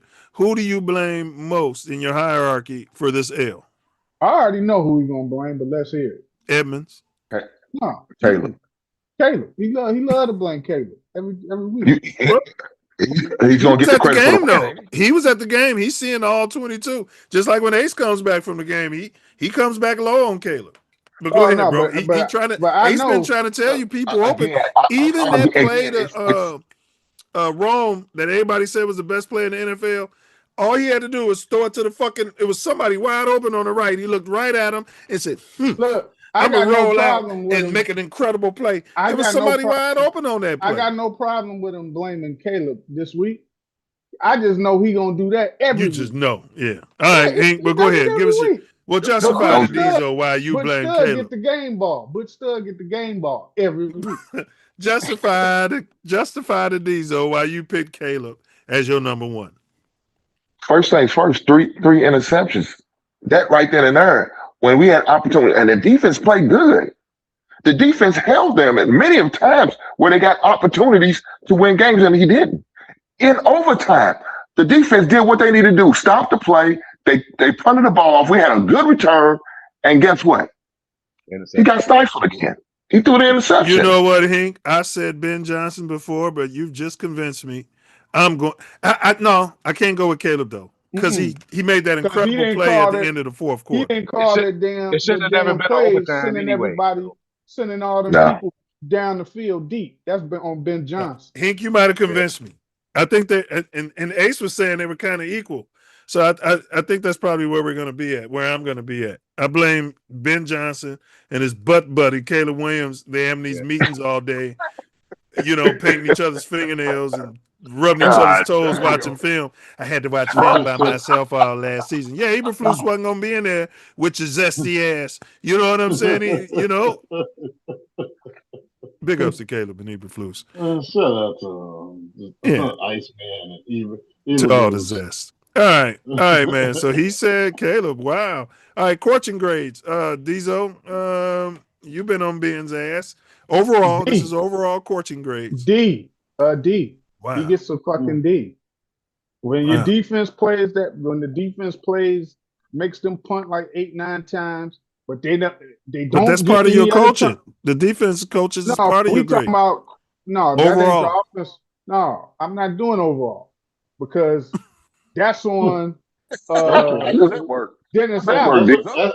That's how they end up in the slow Oh, 'cause classes. I'm I'm not following the directions. I'm coloring outside the lines. I'm Oh, not I'm coloring inside the separating. lines because I'm mentally Oh retarded. God. My mama Damn. told me I ain't got to color inside the lines. That's how they was Hey, at I'm Red. And I used to be separating. looking at them like, I'm separating the two because Dennis Allen Say calling the divergent. defense. He's calling the defense. So I'm not holding Dennis Allen responsible for losing this game. I'm holding Ben Johnson. So no, Ben Johnson gets a fucking D. Like we already gave the grades for the defense, right? yeah, but not coaching. We Right. decided after we was doing the Briggs' grade that we was going to unify the coaching grades as Briggs does, per your suggestion, Right. to just do one unified coaching grade. And now you want to Well, be a divergent and unified deviate. coaching, unified or separated, it's a D. Now, Okay, take that how you want. that's fair. That's fair. I was just saying, you got to consider Because if you want to get technical, Dennis Allen and them, they had several chances for turnovers that they didn't get because they act like they can't play in the cold weather either. Wow. Well, Okay. players make plays. That's Exactly. crazy. That's a tough crazy. grade. That's a tough They grade. can't catch balls. That's Caleb crazy. is erratic, Come and on, he keep man. calling Come on, plays. Diesel.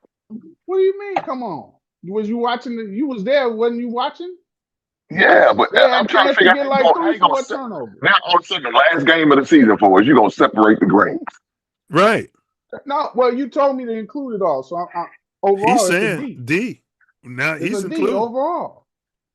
All right. Period. All right. Hugo, we're not gonna call you a Packer fan. The Packer backer, he put it in the thought in my head. 90-yard drive. He sure did. Down. 2 90-yard drives. drives. Like, okay, so yeah, so defense played good, but they wasn't all of that, and the offense definitely wasn't all of that. All right. Hugo, who are you going with? Overall coaching grades. You combining special teams, defense, and offense. Trying to remember my grades now. Okay, I'm gonna go with a B minus. And the reason why I say that is because the Bears lost, and as a Packers fans, you loved it. well, like I said, I got to go back to Ben Johnson. We're going forward on a lot of times on fourth down, and could have kicked the field, could have kicked some field goals, and we got a hot kicker. You know, our kicker is pretty good. Hot, sexy new kicker. You gotta get it. This is one and done season. You know what I mean? And of course, so coaching. We're talking coaching though. You gave him a what? You say overall with all the coaches, right? Yeah. Yeah, B minus. All right, and I see what he's saying. You lowered it a little bit because we should be using that kicker in a game like that. Yeah, who knows how to kick in Soldier Field? The other team kicker shouldn't be on the field more than ours. All right, Ace, what grade you giving coaching overall? Overall, I give him a C. The special teams, I probably I upgrade them to a C plus, and I give with the B minus, I'm giving the defense. Yeah, it'll probably average out to a C, based on what the offense did, and their inability to capitalize on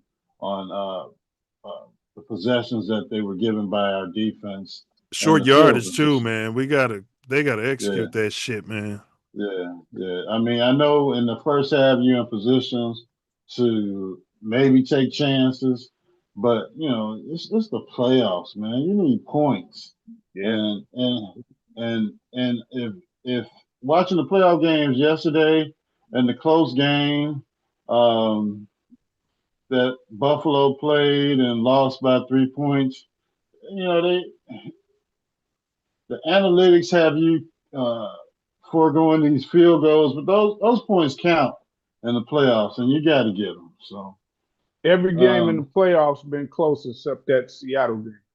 yeah. Every So one been like one possession. yeah, so you got to get points when they're available to you. They're at a premium. You want to look at what these teams did in the regular season. They had a high-rated offense, and you figure it's going to be a shootout. Yeah, okay, it might not be a shootout, and it wasn't. And you needed those points that you left on the table. So, unfortunately, we lost. So, So he's I'll give him going a with a C. C. Hank, Yes, sir. overall coaching grade.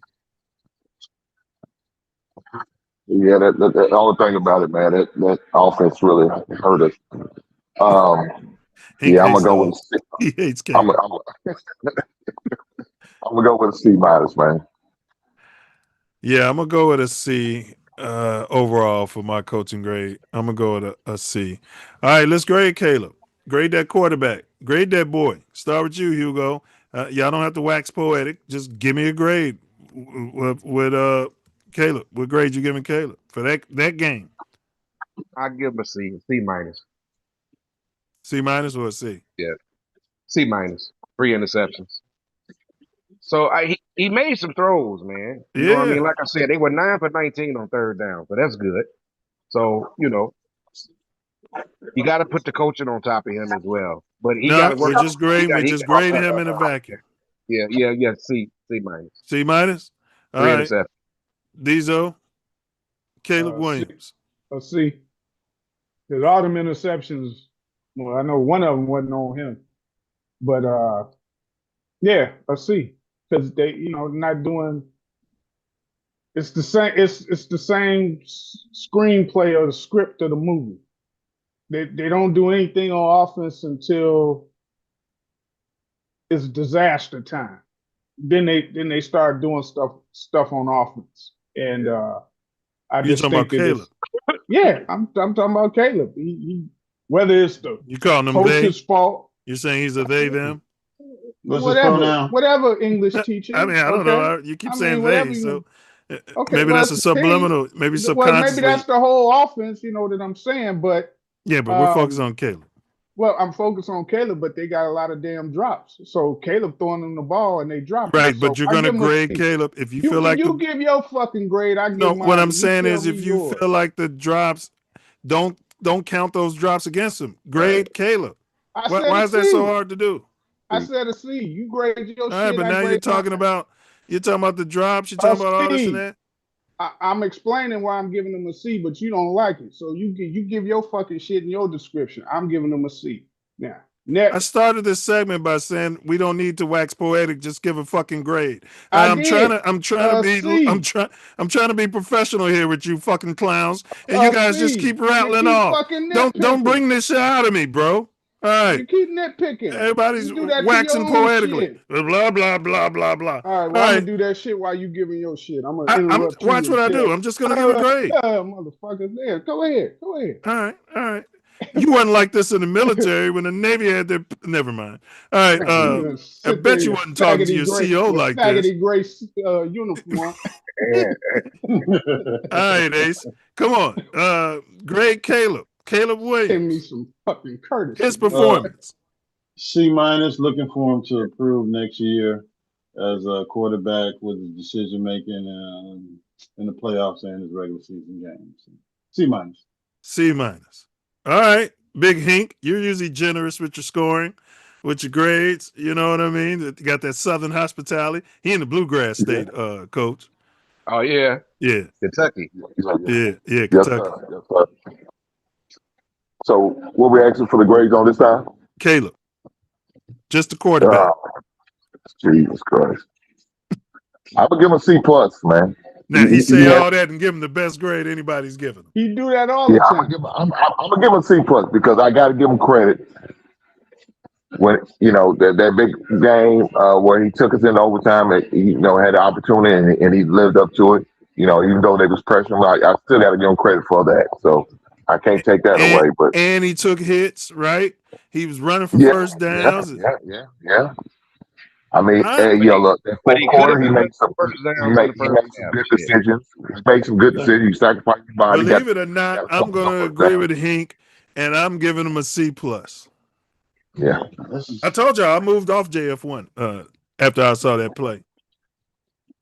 yeah. Mm. But that's his damn job is to Took make that play to decisions. get you off of him.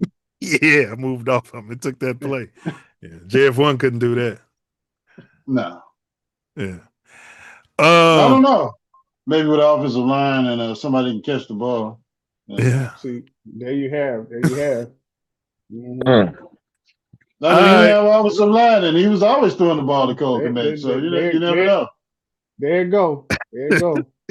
All these guys. You brought him up. No, I didn't. I brought him up. I just said I moved off of him. That's your boy, your butt buddy. Your butt buddy brought you him guys up. about to have a whole debate about it.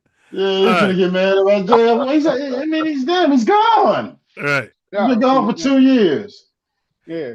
Defensive player of the game, I think we all agree, Brisker, right? Yeah. Okay. All right. Well, we can't do keys to victory no more. That's a sad day. And man, it's a sad day. The season is over, bro. Like, Oh, over, bro. Yeah, geared up for the draft.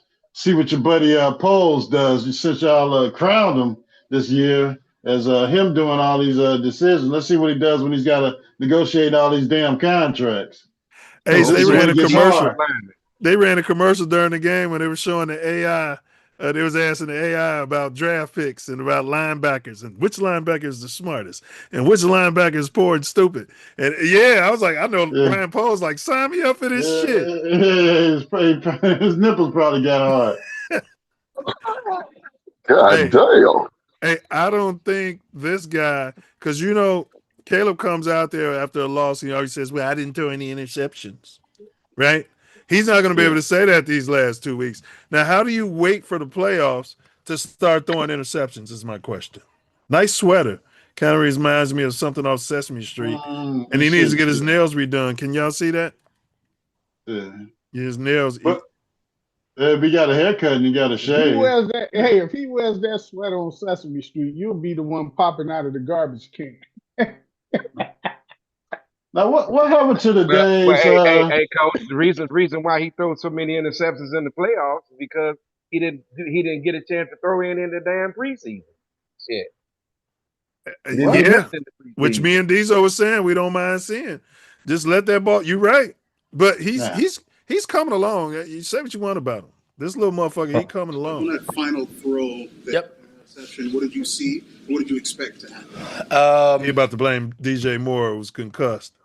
His interceptions are if they were on close throws, I could take, but his interceptions are just bad interceptions to me. And he's always got some excuse. But Diesel, you said one of the picks wasn't on him. Which one is that? Well, I was thinking the first one. But yeah, because I didn't even think the play call. I didn't like the play call. Okay, well, change the call and throw the ball or run the ball somewhere else, but don't throw an interception. Facts. Yeah, I gotta go back and watch it. Obviously, I haven't seen it and don't really know. They had the ball inside the 10, right? Yeah, 3 of his in the 2 last game was like punts too. So he probably wouldn't have got those in the regular season because we probably wouldn't have been going for it. No, because it was on 4th down. Right. The first one. See, I would ask him, why didn't you get your nails done for this? It's a big divisional game. I would ask him that. I think that's messing his mojo up. Because he went to the barber. He didn't go to the nails tech. He might have got him removed at halftime. Maybe they're so. Different malls. Because my wife always feels bad after she gets her nails done. She'll come and tell you that. But from in the moment, saw the front side safety down, the front side of the concept. Ended up getting hemmed up a little bit, and so moved on and had DJ going over top over all of it. Just a miscommunication. See, it's always a miscommunication when he throws a fucked up ball between him and I. Even if everyone's saying DJ should have been over there and he should have ran that ball down, he didn't do it because the ball was 20 yards away from him. He threw the ball right to the defender. That's what I'm saying. It's he threw the ball right to him. It's a bad throw. It's almost like it seemed like another receiver. Like it was one coming up on near the sideline, and then somebody's supposed to be crossing over. I don't know. I haven't seen the whole play, but I know where you're going with it. It looked like somebody else was the better option. Yeah, or placement closer toward the sideline. Yeah. Over there to the. I have to see it again, but I think it was. Man, it's damn overtime, man. Throw the damn ball away. Do something else, but don't get in the momentum. Flatten him off under the safety, and he kept it vertical from what I saw on obviously in the moment.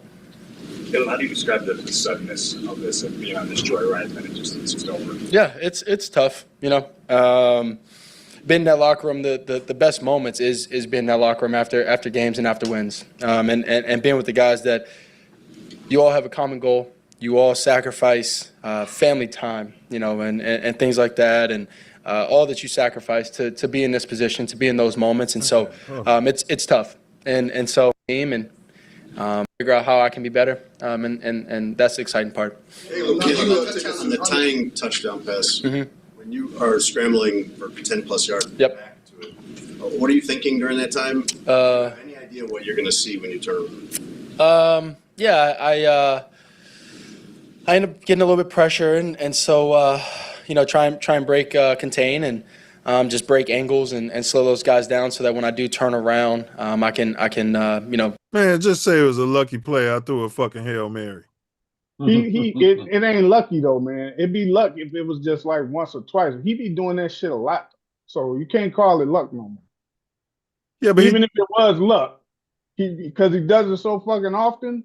It was fourth down. I was scrambling around. I turned around. It was up for grabs. I just threw it up there and hope one of my guys He done it enough times that I wouldn't call it luck, even if one of them is luck. He does it so often that you just can't say it's fucking luck. Well, then do it every down. Do it every quarter. Yeah. Do it. Hey. Do it on them layups you missing. Well, I think that's what Ben Johnson is fucking thinking. He can do anything, which is their downfall. Yeah. And why ain't you wearing Bears? Have a little bit more time possibly to be able to find somebody, and they did a good job containing me, and so I just gained a little bit more depth. And I saw Cole one-on-one over there with everybody else on the other side, at least near the goalpost. I understanding that 14 was on him. He's a little bit. So small. was it a scramble drill already? So I guess everybody broke their routes because he said he saw Cole. He should have already known Cole was going to be on that side by himself if he knows the playbook. Yeah. He's learning the offense. It's week 20. I don't think it was a scramble. I don't think he was going to be over there by himself. But once he started running straight back, and then once he turned around, he was over there by himself. Well, he did when he turned around. He did plant his feet on this one. Remember last week? He was jump man Jordan. You know what I mean? They said that last week about him. Yeah, but he planted his feet on this one. He turned around and he threw it to Cole. His feet and he threw it. Yeah, he threw it to Cole. A guy, and Cole's obviously a 6 foot tight end and things like that. So I just wanted to give him my best ball and give him a shot. Understand it's fourth down and kind of game on the line. Well, was game on the line. You appreciate not the fading back stuff, Diesel, but I would like to see him have that attitude more throughout the course of the game. That's exactly he's 6'4", he's 6'5" all 4 quarters, you son of a bitch. Yeah, do you know what I'm saying? He's been 6'5" all season. They need to go to their tight ends more. They got to go to their tight ends, man. It's the same thing we were saying. The tight ends open up your pass 2 seasons.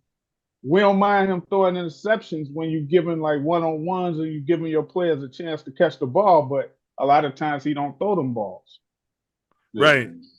Tough now, obviously, with how important is the win. And right, Coach. Yeah, you got to use them tight ends. You appreciate what you did with that throw and what Cole did and just the moment you provided. They keep talking about that throw. That I've had, the trust that I've built with Ben and the other, my other teammates and things like that. So those are probably the things that I can appreciate. Did you think that you would have another I was just going to say, after that play, did you think, here we are engineering another comeback and, were y'all okay with going for one as opposed to two? Would y'all have gone for one or two? One. When I would say one because you're at home and you got the momentum. Yeah. But if he would have went for two, I wouldn't have had no problem with it. Yeah, I would have gone for one as well, and I agree. If we'd have lost, I would have been okay with it because the Rams are the quote unquote better team. Allegedly. Yeah, I wouldn't have mind. Allegedly. They'll get the brakes beat off of them next week. I don't know. If it's cold up there in Seattle, I agree. Man, you seen Seattle defense? Yeah. had so many comebacks this week. Yeah, you obviously you want to be on the better side of it, so you're envisioning all good things and the moment you're envisioning going out and winning and putting up the game-winning either field goal or touchdown and things like that. So yeah, you envision it, especially after that moment. You want to, like I said, you want to have those positive things in your mind in those moments to be able to go out there and try and win a game. What did all these comebacks all season? What does this mean for next year? What does this mean for what you can do? Do you think of it as momentum, or is every year its own thing? Every year it's its own thing. But I will say, we playing a divisional playoff schedule next year. So we're not going to be getting the lowering of the lower of the division. We're going to be playing the best in each division. We got the Jaguars. You got the Eagles, and you got the Seattle Seahawks. Yeah, that don't mean nothing because when this season started, we had like the second or third toughest schedule in the NFL. Right, I remember that. Yeah, at the beginning of the how teams end up panning out, you can't control that. So no, you can't control that. No. You can't. Right, you're right. But it was the draw we had of the out of division games that made it appear so tough. But I'm just saying we're playing a playoff team schedule, so we're going to be playing other playoff teams more often than we were this year. Yeah, because it's first place, the other three divisions. Yeah. So, which would you say, Ace? You got to get out there and iron sharpens iron. You got to get out there and play some ball. Yeah, and you got to get out there and do some good drafting this year. Yeah. Because you ain't sneaking up on nobody with all that magic. Yeah. You got to go in there and hit the defense hard. And winning. And go to our tight ends. Go to your tight ends, man. Winning is when it gets tough. Now, a lot of the times your tight end is matched up with a cornerback or a safety. A lot of the times the linebackers don't even mess with the tight end. So if your big 6'6", 250-pound, 260-pound tight end, he's outmatching the safety. The safety's a little. Well, he was getting the ball to Loveland this year. Loveland missed the first few games, and he was good. They started off slow though. Not doing that. We'll install some more stuff next year. I mean, that's the first year of offense. Loveland's stats finished right there, if not a little better than that dude. That went before him. Yeah. Players, obviously the players that have some longer contracts and things like that. We got a good core that next year being able to learn more. That's something that I wanted to do. That's something that was very important for me. Because I want to be here for a while, and I know he wants to be here for a while, and just being able to. What the hell you keep talking about be here for a while for, Ace? That's very concerning. Every fucking. You're not in a contract yet. You're the #1 draft pick, so why do you keep talking about that? Yeah, I don't know. Man, that's just how he talks. He a weirdo, man. He's got 2 more years. Attack our relationship. Right, I hear you. I hear you, Diesel. He is, but damn, somebody around him, like, bro, right? We bent the whole franchise for you. Like, are you? If I'm posed, I would sit him down. I would clip all this shit up. I have Karen make a clip of all the times he said that, and like, bro, am I missing something here? Like, let me know now.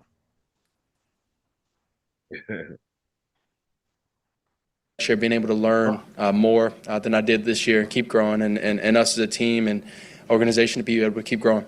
You mentioned the trust that you built up with Van.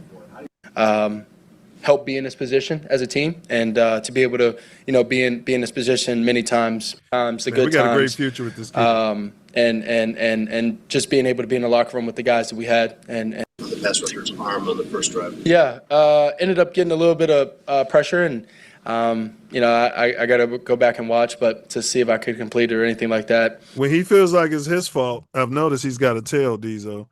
He always says, "I got to go back and watch." When he feels like it's his fault. Yeah, he seems to do that. You know what I'm saying? But when he can like blame Ace for it, he'll be like, "There was some miscommunication. I thought the guy was going to run inside, and Yeah, but he ran outside. You Yeah. know, we didn't mesh on that play.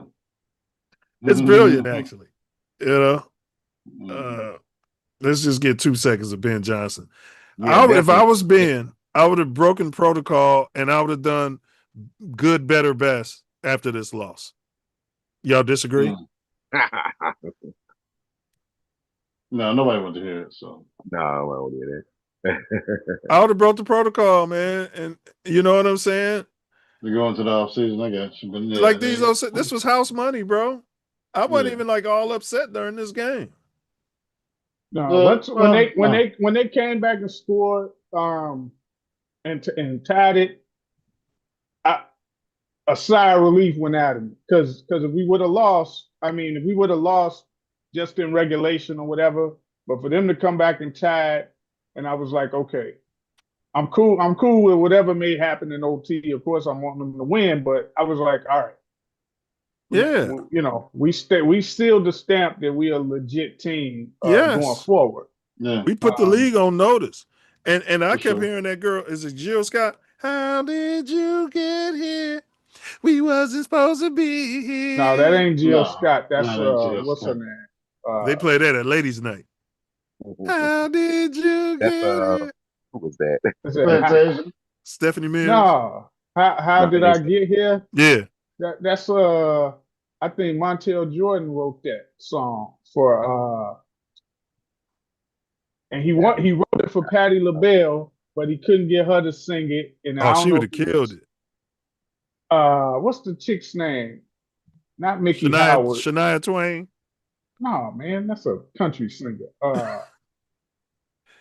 Deborah Deborah Cox. Cox. Deborah Cox. Yeah. Yeah, Deborah Cox. Yeah. Yeah, Yeah. One hit wonder. yeah, pretty much. From And Canada. it was wrote by Montel Jordan. Yeah. Oh, Montel And Jordan wrote he that. wrote He it must have some Patti proclivities. LaBelle. How He you wrote gonna it for write Patti that? LaBelle. Yeah, And Patti he couldn't LaBelle get would her have to killed sing it. Let's do just a couple minutes of Ben. I just wanted to see, and then we'll give y'all give a closeout speech for the team. Ace kind of already gave his, but I still want to hear it. Like what y'all. For the most part, made it through that game. But all right, here we go. Colston was the one that didn't make it to the end there. We needed He had a him. concussion, but everyone else, for the most part, made it through that game. But They told DJ, you keep getting your black ass out there with your concussion. Don't care about you having CTE. Might get it at this rate. Yeah, black dumb son of a bitch. disappointing result tonight. He Our looked like guys- he ain't slept all playoffs. Fought the entire way, just like they have all season long. I thought, this was very Definitely much sleep like this week. our team has been. He was over there shaking too. Now I couldn't tell Man, if he he was was over shivering. there so mad. Hey, he was mad. His face Yeah. was red. I was like, man, he probably got lava marks coming up out of the He was snow. holding that card shaking. I ain't seen it shake like that since that last offensive coordinator we fired. Yeah, the one that went to the Raiders and got fired after 4 weeks. And you got to give the Rams credit. Coach McVay does a phenomenal job. Coach Shula did a great job winning overtime, and they ended up coming out on top. Man, they all believed all year long that. I said that a few weeks ago. I believe that. Appreciate all of them, the men and the women. Let's see if Chicago coaches, media. players, support Let's see if staff, the honeymoon's over. Yeah. Everybody that won't forget, and we'll be able to use it as fuel going forward. But with that, I'll go ahead and open it up. One thing I'm concerned about, bro, is he seems like he doesn't value the playoffs. He's been to a lot of playoffs. He's got a lot of losing in him in the playoffs. Because Detroit had some teams that was supposed to win. Well, they gave away a lot of points in the playoffs too. Yeah. And remember, he's coming from the Dome Stadium in Detroit. So he this is his first time coaching in this cold weather stuff. Because the games that they played outside of the Dome, they was in like California and stuff. Well, he needs to sit down with the equipment manager, somebody who's been there for 50 years, who could tell him, like, look, coach, you got to black him out. you got to kick them field goals, man. This Soldier Field, it's cold out here. Hold on, my mouth went out. You know what I'm saying? You need to talk to somebody. Shit.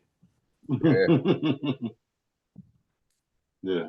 Describe the difficulty and the suddenness of this ending for that group. Yeah, it's the NFL, right? Is you make it to the tournament like this, and the moment we knew we had to win 4 in a row to actually feel good at the end of the thing, and we didn't get that done, and so this is what happens: is it ends abruptly, and for the young players in the room, it's life in this league. And what did you think of the throw Caleb made at the end, backpedaling at the 40-yard line? That's all they want to talk about. The 4th down to tie it up, ridiculous.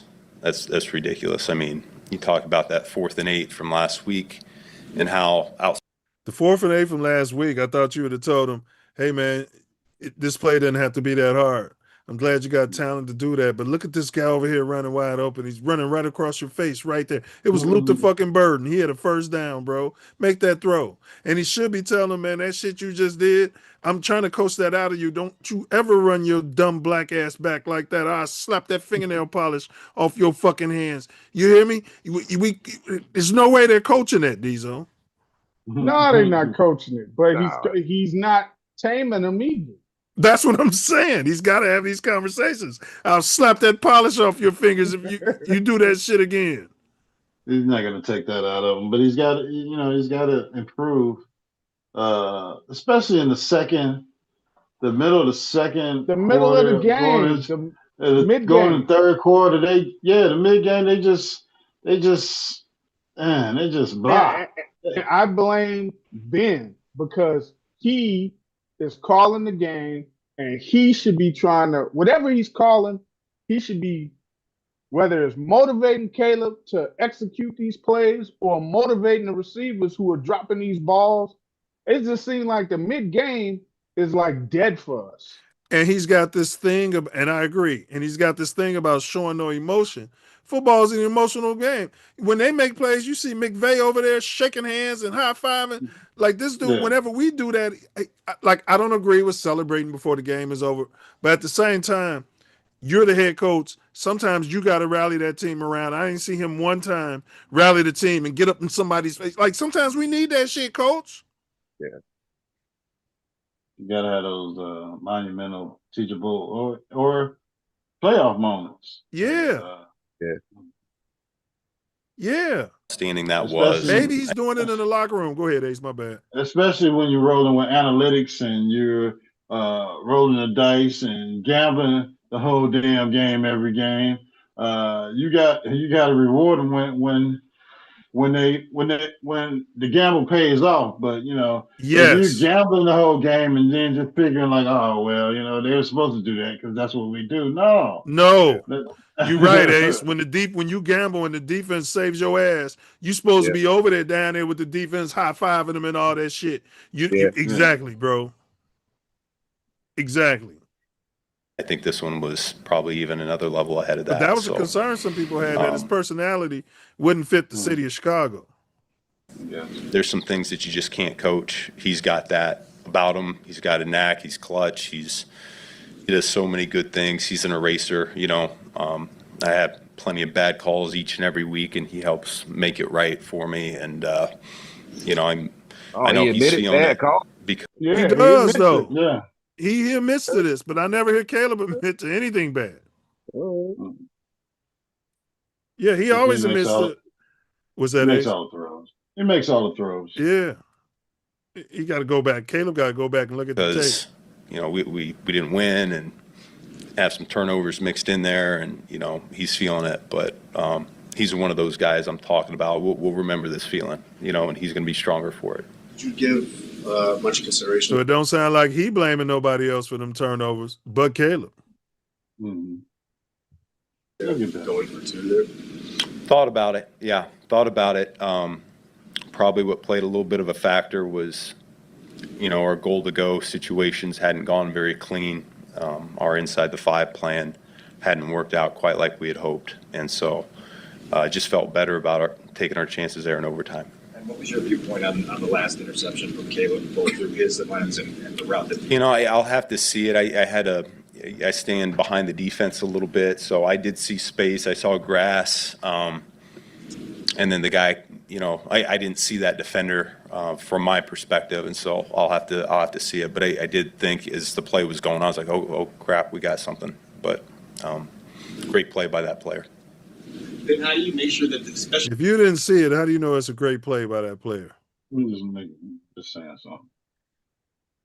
You feel like you guys had now? He saw it. He was lying. Carry over to something tangible next season. Yeah, that'll be something that. Next season's next season. I mean, it's a whole different group. It's a whole different chapter. It's and don't they show the replay on the jumbotron? Yeah, he doesn't. Yeah, he's on to the next play. You know, we'll have to write a whole brand new story, and so this is momentum. Disappointed that we fell short. How do you assess what Caleb is right now, where you see these phenomenal plays that you can't coach, but you and him both talk a lot about. All he want to do is talk about Caleb. A significant list of things where he can still improve and get a lot better. Yeah, I mean he's gotten so much better over the course of the season. I can say that from being the play caller. The coaching staff would say that. I think his teammates would tell you the same thing. He's going to continue to ascend.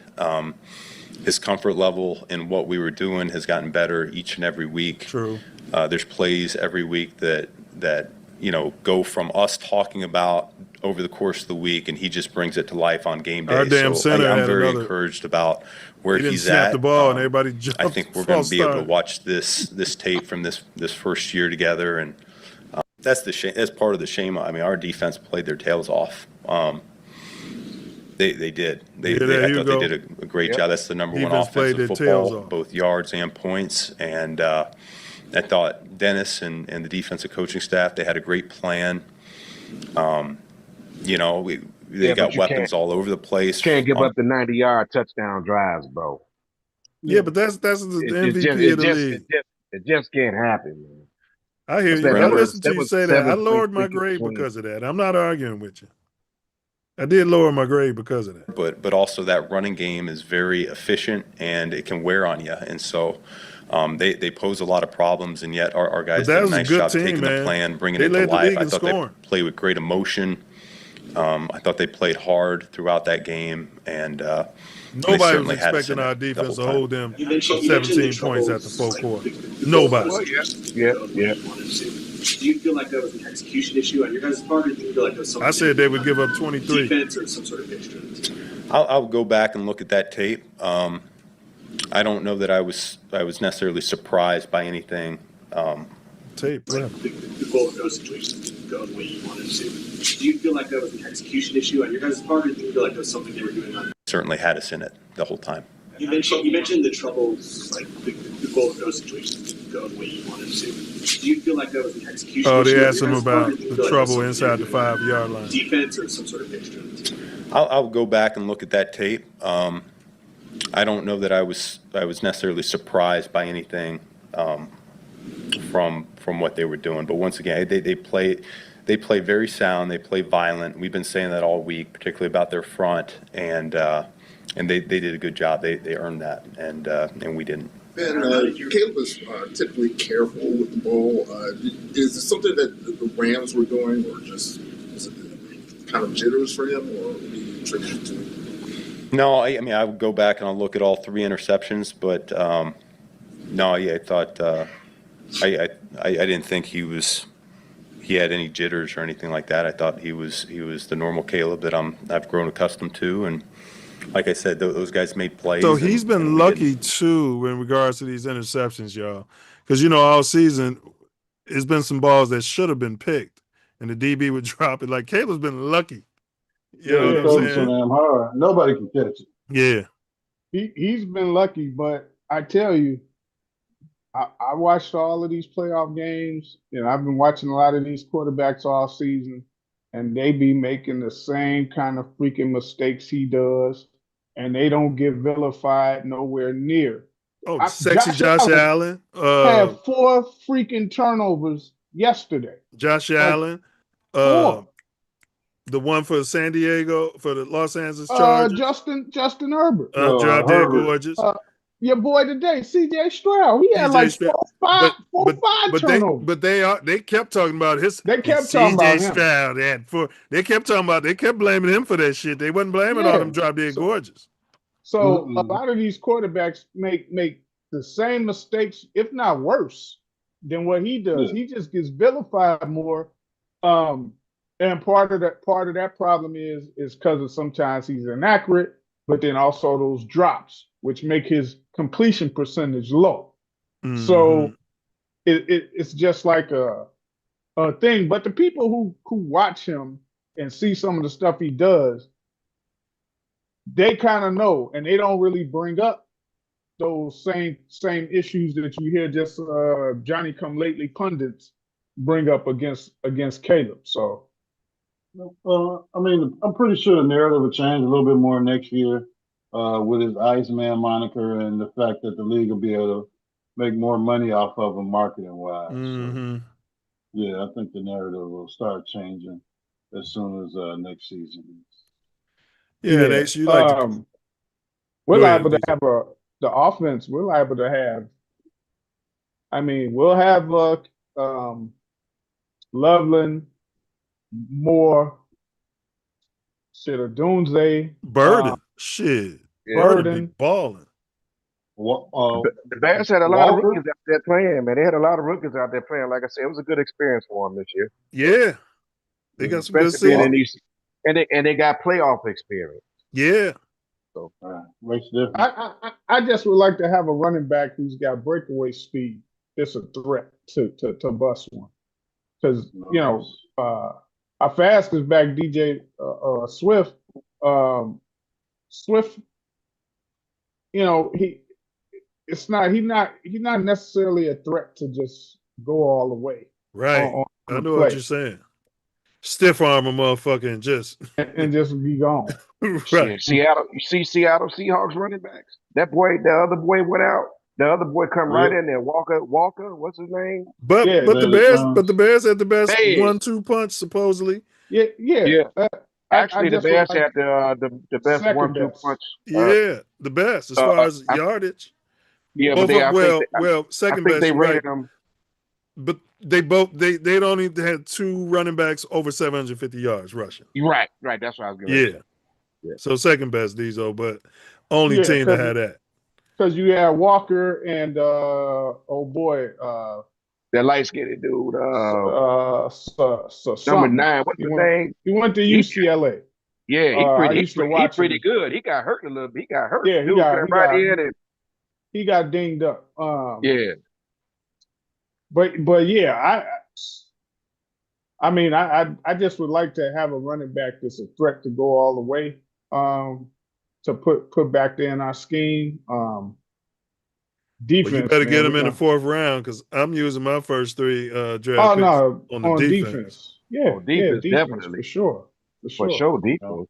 Now we might be able to get a running back off the free agent. Yeah. We always forget about free agency. The Bears do have a 1st round pick next year, right? Yeah. 1st, 2nd, 3rd. We got all of them. Poles likes to keep his flexibility.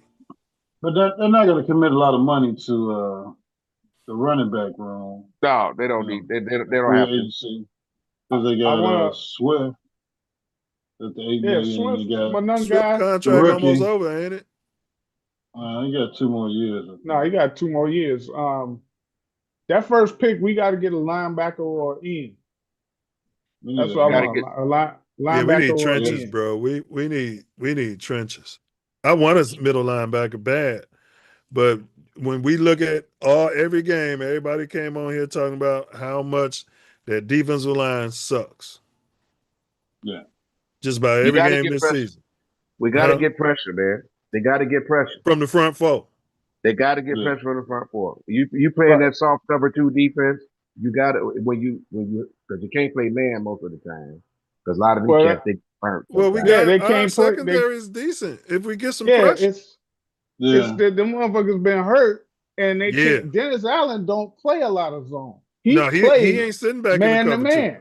Yeah, he play man to man, and he blitz a lot. But because of our deficiencies, whether they was hurt or coming back from injury, Poles making mistakes with the defensive lineman he drafted and the ones he brought in here.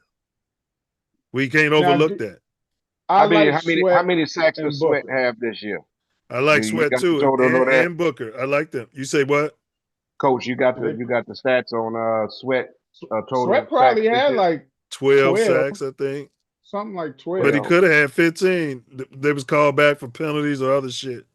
$120 million. 120 mil. Well, if he had some help on the other side, he would get more sacks.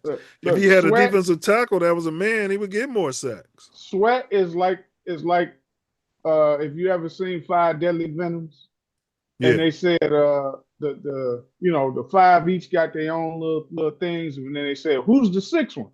Teacher's last student.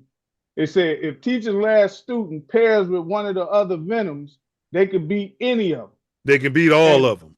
Right, and that's how Sweat is. Sweat is good if he's got another end over there. Another end, or 3 tech, or 3 tech, or a tackle in there. Yeah, just bringing pressure. He feeds off that. Ace, imagine if Sweat was lining up next to Jalen Carter every game. Yeah. They just need one more defensive lineman. That's it. One more good defensive lineman. That boy, number 90? Number 90 with the wear the big helmet, the concussion helmet. Kazoo. Number 90. He had a pretty good game today. The big black dude, defensive lineman. He played. He went number 50, don't he? No, I think it's 90. 90. We got a 90 that was. I don't know, but whether it's another end or a defensive tackle, if that defensive tackle, he don't necessarily have to get sacks, but if he can stop the run and push that pocket forward, correct, that the ends even better. So and then we got to get a linebacker. My number 1 pick would be the best defensive end or defensive tackle available, right? Yeah. Whichever one is better. Yeah. And it's supposed to be a good draft for. You got to get somebody in the second. You got to get a secondary person too, man. Usually, I just think they only need one player in each category: a defensive lineman. I think our secondary is straight, man. Johnson was hurt. Dude led the league in interceptions. I don't know. They was ranked 29. Coach, yeah, but Merton Hanks, if he speaks to family. If he's not getting a turnover, he not. Matter of fact, somebody has showed a stat where whoever he's covering, he's like one of the worst in the league at stopping. I've been saying that. Person. They ranked 29, man. They ain't ranked 29 for nothing. They are. It was because it goes hand in hand. Deion Sanders wouldn't be Deion. Deion Sanders played with the Niners. That's how he was able to jump all them balls, man, and get them interceptions. You got to have some guys up front. Nobody could cover any receiver for 5-6 seconds. You just said 3 seconds, the ball got to be gone. Man, them quarterbacks back there for 5 seconds. Running around. Yeah. I mean, you got Brock Purdy doing the damn Dougie on you. Come on. Doing the Dougie. Yeah, killing him. And then he plays Seattle and they can't score. And he can't do nothing. at one point in this season, Because Seattle got a beginning D of the line season, and linebackers. at Yeah, one point come in the down. beginning of the season, Caleb was leading the league and holding the ball too long. I think it was like 3.4 seconds or 3.6 Yeah, seconds. okay, that's just a category. We found out that's not that doesn't mean anything. He's holding the ball, throwing the ball in the end zone at the end of the game now. So that doesn't mean shit. Right. We need some defensive players, and this is what this draft is going to go after. Defensive play. I think the Hunter defensive end out of Houston he's a free agent this year. I think he only signed a 2-year deal when he left Minnesota and went to Houston. Yeah, we get Hunter. Coach could buy that jersey. Yeah. So he came from the Vikings too, right? Yeah, he played. Yeah. I thought we could get him from the Vikings, but they didn't want to pay him that year, and he went to Houston and signed a 2-year deal. Yeah, so he might stay there. He might stay leave because they defense was like the number one. They had like the number between them and Seattle, like number one.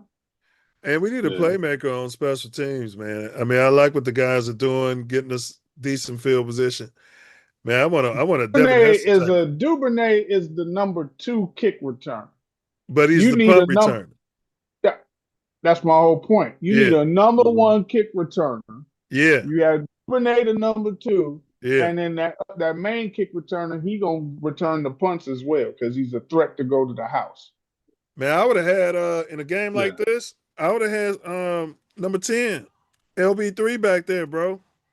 He'd have been returning them punts. Well, since they changed the kickoff thing, the kick returns went down anyway. So I don't think they can pretty much put anybody back there. No, if you still got I listen to Devin Hester. Yeah, wiggle. Devin Hester wouldn't have had that many touchdowns. No, listen. The way the kicking thing is now when they redesigned. You got to hear him on the interview. He's like, listen, the way that they kick them kickoffs now, we getting the ball at the 40. If I'm back 35 or 40, right? Well, yeah. 40. Well, yeah, 40. Okay, yeah, because if you get a touchback, it's 35-yard line. The way he will return, and he make one move and then accelerate. And I guarantee, if he's playing in this era with the way they do these kickoffs, we probably get the ball at the 40 because they don't kick to that motherfucker. Just kick it out of bounds or kick it out the end zone. One or the other.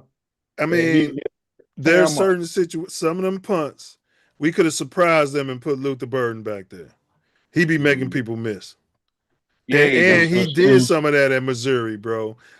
Sometimes we got to get out of our way and try some shit like other teams do in the playoffs. It's the playoffs, man. We ain't worried about Burden getting hurt. Even before that, you should have been tuning them up in the regular season. Yeah. Letting them return some punts. Certain games when you're behind and you need a big right. Are y'all blaming the special teams coach? No. The special teams coach don't have the ability to say, "Hey, head coach, I want Jerry Rice." That's the head coach got to come to you, Ace, as a special team coach, and say, "Draw up some shit for number 10. Start working with number 10." That comes from the head coach or the player. We talking about a rookie. We ain't talking about no damn Jerry Rice. We talking about a damn rookie. Devin Hester was a rookie. Shit. Yeah, well, they knew Devin. I knew Devin Hester was gonna run touchdowns back in college.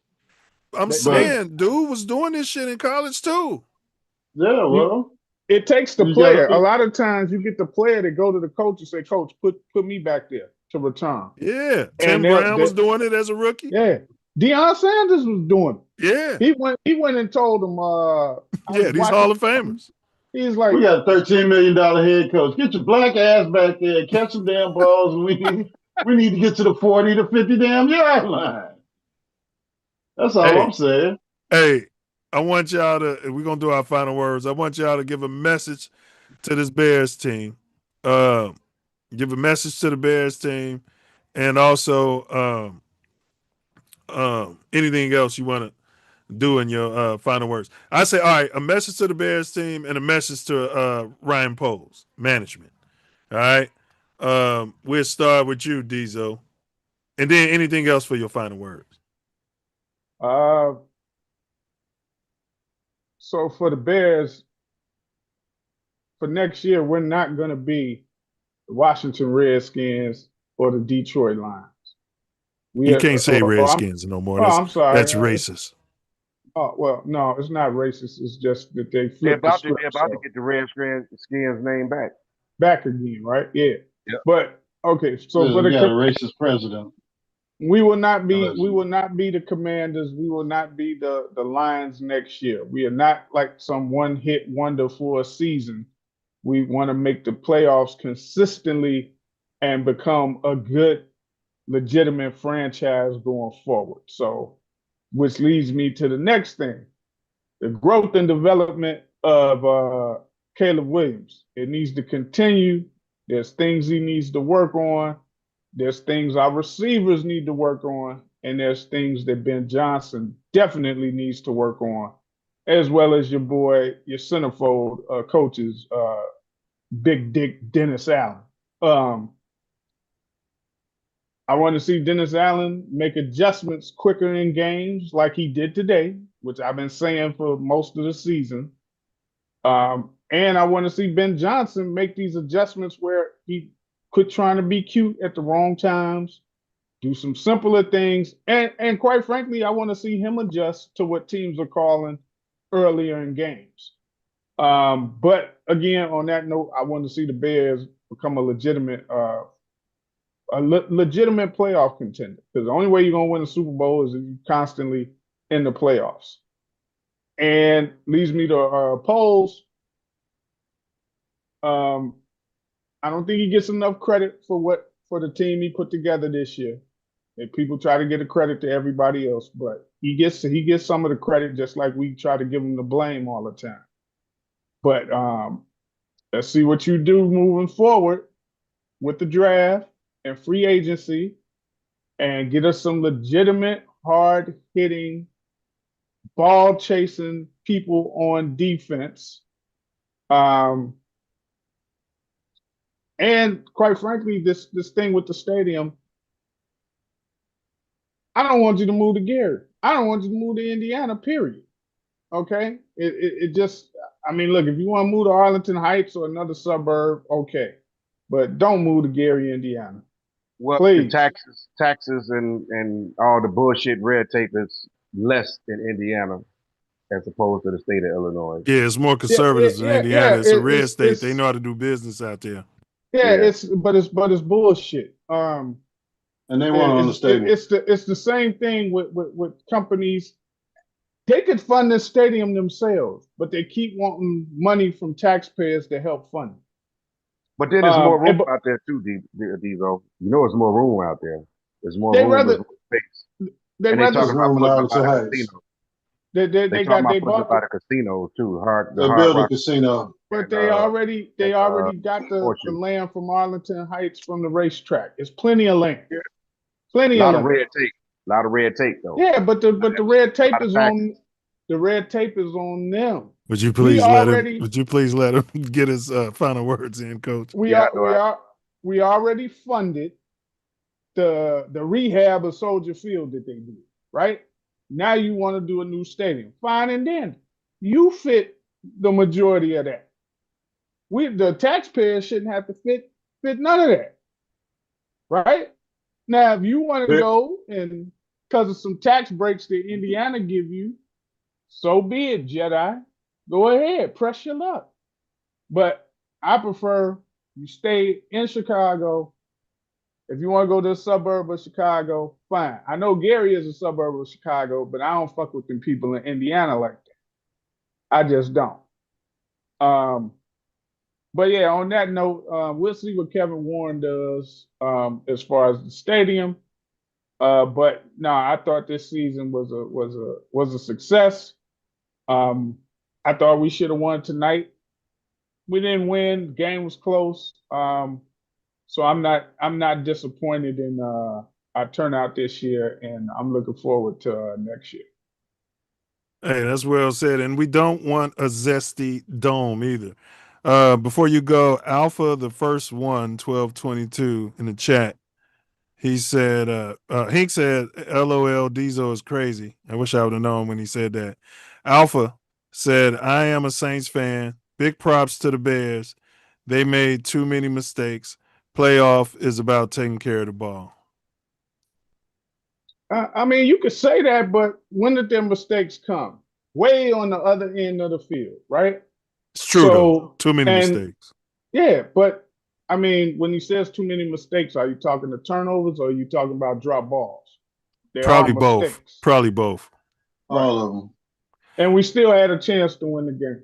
But he said taking care of the ball. And then Judah Tribe is the greatest, said 3 interceptions, bad habits came back to bite him, huh? We can't glaze over those 3 picks. No, you can't glaze over the 3 picks, but it's the play calling to me that's led to a couple of those picks. Because he's calling plays down the field when he's not calling run plays or calling short passes that you just this close to field goal range. But you calling these plays down the field like you need a touchdown. I just don't understand that way of thinking. I don't. Well, I just love the way you could see what the bad shit the play caller is doing, but you couldn't see it when we had those play callers calling shit for the last few years for JF1. But I've moved off JF1. The next one. Yeah, we're going to and we got a generational play caller here, and it's all his fault. All right, Judas Tribe is the greatest, said, selling the ball over receiver's head, not knowing situations. He's talking about Caleb. Yeah, he's inaccurate at times, but count how many times them balls hit them receivers in their hand. Can't ignore that either, Judas Tribe. Can't ignore that. Several times this game. I mean, it might have been 7, 8 drops. And it gets us off schedule. So then the play caller's got to dig into his trick bag, and then so does Caleb. He said the way we were winning was not sustainable. Well, if you want to take the field, you can always say, oh, yeah, the field was going to win. But they were saying this wasn't sustainable after week 7, and we sustained it. And we should have won this game. And we should have won this game. Yeah. And we came back and went to overtime despite all of that was going on. So, yeah. I mean, hey, there ain't but a couple of teams left, so we better than most. He said it was bound to bite us in the bum eventually. Next year, much harder schedule. No more hero That's ball a cap. crap. That's a cap. That's a cap. And then he said no more hero ball crap. No, see, that's a cap too, because it ain't like I said, it's not. He did it against the Rams. They might win the Super Bowl this year. Right. And again, our schedule at the beginning of the year was like the toughest or second toughest in the league. Yeah, I remember. So I don't want to hear all of that. Oh, you got the toughest schedule now. I don't want to hear that because injuries can happen to any team. And then when you play them, you can say, well, they didn't have this quarterback when you played him. Well, that ain't our fault. And what do you guys agree say about this statement? I want to hear from all of y'all. He's got a simple synopsis. Really simple with Caleb. If we don't win the turnover battle, we lose the game. That's a cap. I mean, that's anybody. I mean, it's any team. You say that for any team. Yeah. I really don't believe that. No, I don't believe it. Because he's not a high turnover quarterback, except for the last couple of weeks. So, it's. And we won last week. We didn't win the turnover battle. Last week, the Texans turned the ball over like 4 times against the Steelers and blew them out. So that doesn't always equate to you losing or whatever. I get it. The turnovers matter, especially in the playoffs. But it's not the kill-all, end-all. Now what they don't say is we made the best offense punt like eight freaking times. That's something to be said. The best offense, one of the best offenses in history. You let some of these pundits talk. Hey, and those as good as turnovers to me. You got them punting like 8 times. You had the MVP and the Offensive Player of the Year out there, and we shut them down. Yeah, I mean, it's like I said, the narratives will change next year. The Bears will be starting the season with a different type of mentality and swagger, hopefully it takes them where they need to go next year. Yeah, and that experience, they know what they didn't know. Experience, coach Yeah. keep talking about playoff experience. Appreciate all of y'all comments and great final words, Diesel. All right, Hugo, final words. Say something to the Bears, maybe Well, about this season. Say something to Ryan Poles, and then your general final words, bro. Well, Ryan Poles and the Bears, I had y'all at 6-11 this year. And the reason why I picked them at 6-11 this year was because of the way Ben Johnson came. I didn't like the way he came. That's the reason why I picked that, because Detroit Lions was one of the best teams, had one of the best records 2 years ago, and they lost their first playoff game. Did he come running to Chicago? So that's one of the reasons why I picked them going Wait a 6. minute. He came back. No, they lost their first playoff game, and They he lost their came first back play. to Detroit. No, they lost their first. This is his first year. The year before. So you saying last season they lost in round 1? Okay, yeah, you're right. No, the year, two 2 years ago, right? He came back. Yeah. Right. But he came back. He came to Chicago. I'm talking about the season before this. This is his first year, coach. Right. So you're talking in 2024, they lost in the first round of the playoffs. They lost in the first round. They had 15 wins? Yeah. He ain't won nothing. What? So him come running to Chicago like that. Yeah, he wasn't the head coach. Chicago like that. So I was like, all right, we're gonna let him get his final words in. My fault, coach. Okay. Go ahead. Okay, and I would like to see them definitely go defense in the draft. I say get a player at every position: lineman, linebacker, secondary player, and basically, they had good experience this year. I think, especially with the 2 playoff games, and I think the rookies got great experience with doing the playoffs and everything. So I think that's going to be a pretty good thing going into next season. But I would like to see them take more seriously with the OTAs and definitely the preseason game, and not these your starters sitting around in t-shirts and shorts. They need to be out there playing, getting the continuity, and don't start off 0-2 at the beginning of the season. Like you don't know what you're doing, and like they did this year. It seemed like they wasn't prepared. They had that lead at against Minnesota in the first game, and they let it slip. You're not prepared. In the other game, you got blown out. The second game by 30 points. You're not prepared. You're not ready. So hopefully Caleb work on his accuracy and playing some preseason games, man. Forget about all of this. You're going to get hurt or whatever and all of this stuff, man. Play them guys. Play them guys in the preseason. Play them. And that's basically it for me. What do you have to say about the zesty dome stadium they're looking to build and the whereabouts of it? I say go to Indiana. I say go. The tickets would be cheaper too. Them tickets in Illinois, Chicago, man, is high, man. You can fill up your gas tank when you can fill up your diesel when you're out there too, huh? It's like you were saying out there with the SoFi state. What's that, SoFi out there in Inglewood? Yeah, it's SoFi. Man, when you say it's $700 out there. Illinois would be Indiana would be a much cheaper price as well too. So yeah, I say go. But you're okay with the zesty dome? The dome stadium, you're okay with closing stadium off? You like that? Yeah, I think I'm okay with it now. You like that, huh? The Bears have played a long time. I mean, look at Minnesota. Minnesota used to play outside on a crappy field. Yeah, but the Packers built their new stadium open. Yeah. Look at the Packers. Hey, the original team. That's the world's team, man. They up for 2 international games next season. The Packers. Germany, Australia. Yep, Germany, Australia, Brazil. There's 2 other countries. London. I'm missing one. I guess I'm the outlier on this. Everybody's okay with the zesty dome. All right. Yeah, I'm okay with it. Yeah, they won't own that stadium out in Indiana, just like they don't own Soldier Field. They won't own it? No, it'll be owned by the state of Indiana. By the taxpayers who pay for it.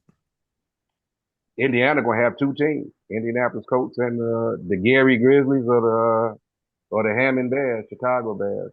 Well, Except they out here in L.A., that's why the Rams left, because they were trying to extort the city for the taxpayers for money to build their stadium, and everybody voted no. They put it to a ballot, and everybody voted no on that shit. So then they went to St. Louis, and then they came back and built their own stadium out of their own damn pocket. What did the Kansas City Chiefs do? Did they do the same They thing? sold the team. Kansas Sold the City team, moved, exactly. The Kansas Chiefs, City moved right across the border. They right across the border like Hammond. They moved right across the border. yeah, the Chiefs getting a whole lot of money for their stadium by moving. They're getting a state-of-the-art deal for their new stadium. That's why they moved from Kansas City over to Missouri. What is that supposed to go down? Is that next year? Was they already building that thing, or they get ready to They're start building it. They building it. But the Chiefs owners are notoriously cheap. They supposed to be cheaper than the Hallis McCaskey family. Yeah, they wanted the original owners that own the team for $100, or I think the Hunts. They they talk about if the Bears go to Gary, they're gonna 10, change 12 the name. million. Yeah, they You won heard it in a that, poker game. Yeah, You heard that they're right. not The changing Bears, the name. you don't think they're gonna change the name to the Gary Grizzlies? No, the That's what NFL I've is been not hearing. changing the Bears' name. I mean, if they do that, then that leaves it open for another franchise to come in and start the Chicago Bears in the city of Chicago. Probably another team though. I heard it was Tennessee Titans. Right. So if they come here, then they'll be the Chicago Bears and Chicago Titans. I don't know if they would change their name. Well, no, they've been changing their names though. yeah, Like they'll be the Bears. You know, Yeah, Cleveland they did used to it. be the Houston Oilers. Right. But something Cleveland did is to whereas when the original Cleveland Browns left yeah, that's what I'm and saying. went to Baltimore, but Right. when the Cleveland Browns got their team back, They couldn't. they still The got owner their of team. Baltimore. That's why Baltimore is the Ravens. They couldn't take the name with them. Same Right. thing Chicago would probably do, saying, "Hey, you can go there and be the Gary Grizzlies, but you can't be the Chicago Bears over there." What I'm saying about stat wise, like the Cleveland Browns today have the Baltimore Ravens past stats. You see what I'm saying? Yeah. So the Houston Oilers and Tennessee Titans, Tennessee Titans still have Houston Oilers stats. Until you get a Houston Oilers organization. But there'll never be another Houston Oilers. They started the Texans. Right. Houston Texans. Yeah. Well, hopefully we're not in none of that shit. Great final words, Coach. Appreciate you popping out, bro. All right, fellas, I'm out, man. Yes, sir. Okay, man. Be safe out there on them streets. Oh yeah. All right. All right. Out. All right, Ace. Let's hear from you. Message to the ball club, whether good or bad. Message to your favorite GM in the league, Ryan Poles, and then any general final words, bro. No, I mean the message to the team is it was a hell of a season. They learned a lot. They learned how to win. They're still in the process of learning how to continuously and win NFL games. At least they're coming into games with the plan, as opposed to last year when we were just, we were just out there in the wind. So now we have some kind of structure to the organization, and now it's time to improve on the structure offensively and improve on it defensively. Unfortunately, we blew the wad last year of the salary cap toward our offensive line, and I don't know where that will lead the Bears this year as far as being able to sign any free agent defensive players, or will they have to attack the defensive deficiencies we have through the draft? because we're also in a position where our two starting safeties are not under contract as of tomorrow, and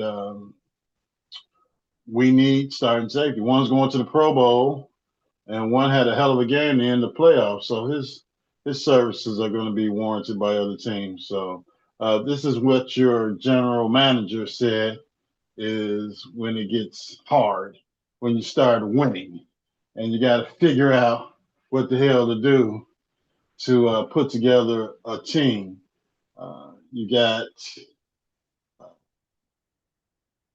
to go out and get some players. You got to go out and get some defensive players through the draft. You got to hit. They hit last year on a few players, and it worked out for them. Now we got to hit again. And we got to keep building through the draft while taking care of some of the players that we have. Some players are going to have to go. It is what it is. It's the nature of the business. You want to stay young, but you also want to stay competitive. So, yes, this was a year of house money for the Bears, in which they were able to make it to the playoffs, win a home playoff game, had a chance to win another home playoff game and get them to the NFC Championship.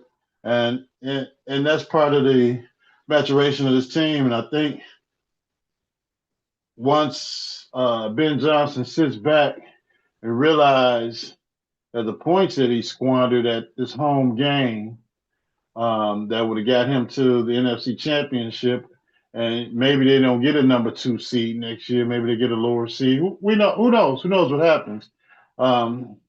He'll start valuing those field goals a lot more. He'll start valuing more of those division wins and the points we need in those division games. Yes, we're looking for the Bears to be a 30-point a game offense, but the possibility of that not happening is close. But you still got to play games in December and January at Soldier Field. So hopefully, we learned a lot from this season, learned a lot from this playoff experience that we had, and we can go forward on as an offense and a defense and get better mentally, physically, and play Chicago Bear football. I know Coach was speaking on playing the preseason games, but as long as the season start extending, as you start playing more playoff games year after year, the preseason really doesn't matter because you got to value the time and the pressure that you're putting on your stars' bodies. So, yeah, we just want to build up and stack talent on the roster, either through the draft or hit and miss free agent players that we can get in their prime or coming off their first deals to help improve the team. My word to Ryan Poles is, hey, it's time to get to work, buddy.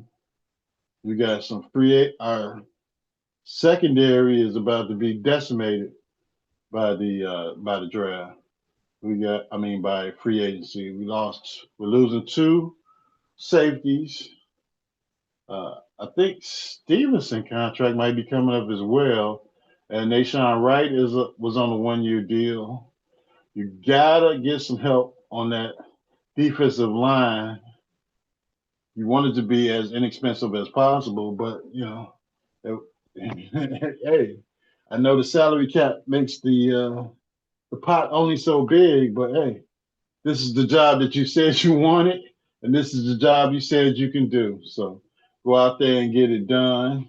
And I'm looking forward to the Bears coming back next year, a little smarter, a little bit more experience. Hopefully the players, we bring our core players back, and they had a grit that it takes to win a few playoff games next year and get themselves to an NFC Championship game or even the Super Bowl, which is what I'm counting on based on what we can do and shoring up our defensive side of the ball through the draft. Do rookies get you to Super Bowls? Sometimes they do.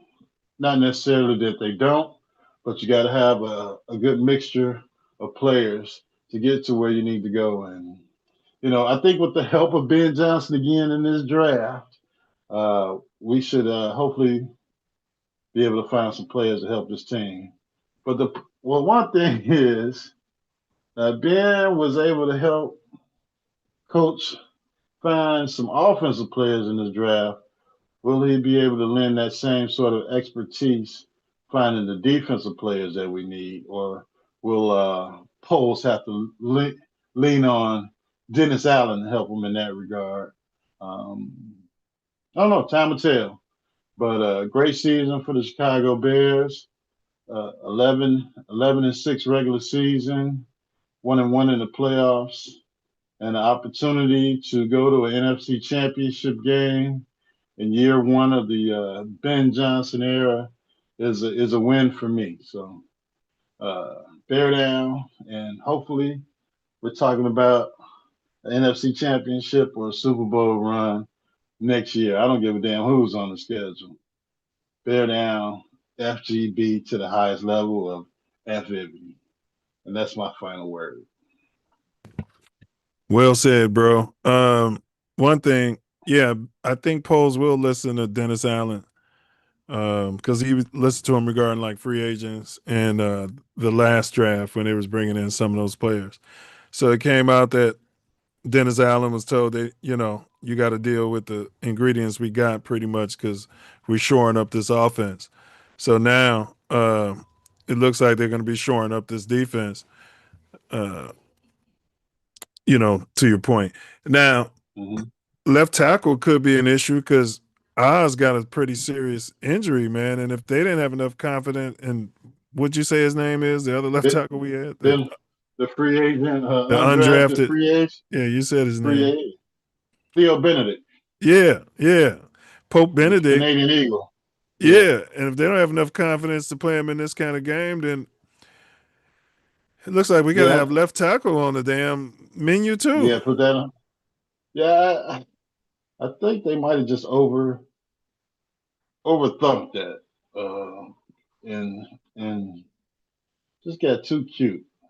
Yeah, Tooney can play left tackle, but you got a guy that played it last year.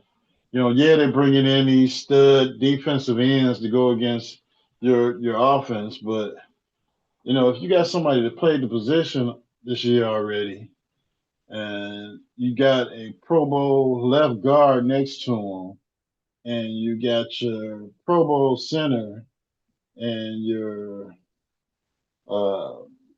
stud right guard and your wannabe Pro Bowl right tackle, why would you just mess that up?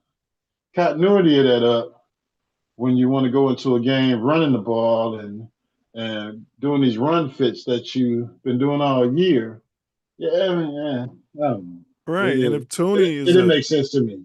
Right, and you take an all-pro guard, say like if he's rated a 99 on Madden, but then now you move him and you switch him over to the left tackle and he's probably an 80. You know what I'm saying? I don't know if I'm willing to do that. I'm not. And like you said, the communication. Tooney had already played with Benedict on the left side, so they already, man. Yeah. Unless Benedict was hurt and the Bears did something, with the injury report, you know what I mean, that would come out later. This makes no sense to me. And whoever made that decision, I got questions for. Yeah. And of course, nobody the media, Caleb's play, that last play, when we lost the game anyway. But what was your thoughts on that play? Right. Like, why the hell y'all switch up to their offensive line on the most important game of the season? Right. Who made that call? Right. So my words to the team would be great job. Enjoyed watching the season. I talk a lot of shit. Diesel called me Oscar the Grouch. Yeah. But I think that man, This is one of the best seasons I've witnessed as a Bears fan. A lot of magic. You know, I had y'all going all the way to the Papa Bear Hallis game after y'all beat the Eagles in Philly. But you know, confidence. People probably got a little overconfident, I suppose. I don't know. But great job. Hats off. I pat you on the back. Let's do it again next season. Let's go a little step further, you know. And Ryan Poles, this is your most important draft since maybe the Caleb draft. And like the co-host here says, a trained monkey could have done that. All right. But I feel like this is your most crucial, critical draft if you want to truly never give the North back and you want to take this team to greater heights that we haven't seen since 1985. Because everybody on this show, we're not about getting to Super Bowls. You know, we saw the Bulls. We're not about getting to championships. You know, we're not about that. We're about when you get there, you got to close out the. This is Jackie Robinson West out here. You understand? This Chicago Simeon out here. You understand what I'm saying? So if you want to get to those greater heights, this is it, Poles. This is it. You know, y'all need to be working on this right now to find some. You like they said, you cannot miss. You need to be as successful as you were. We need 3 rookies in here that's going to be starters on the defense, right? Yeah. Yeah. Poor, stupid, and hungry. But those are my final words.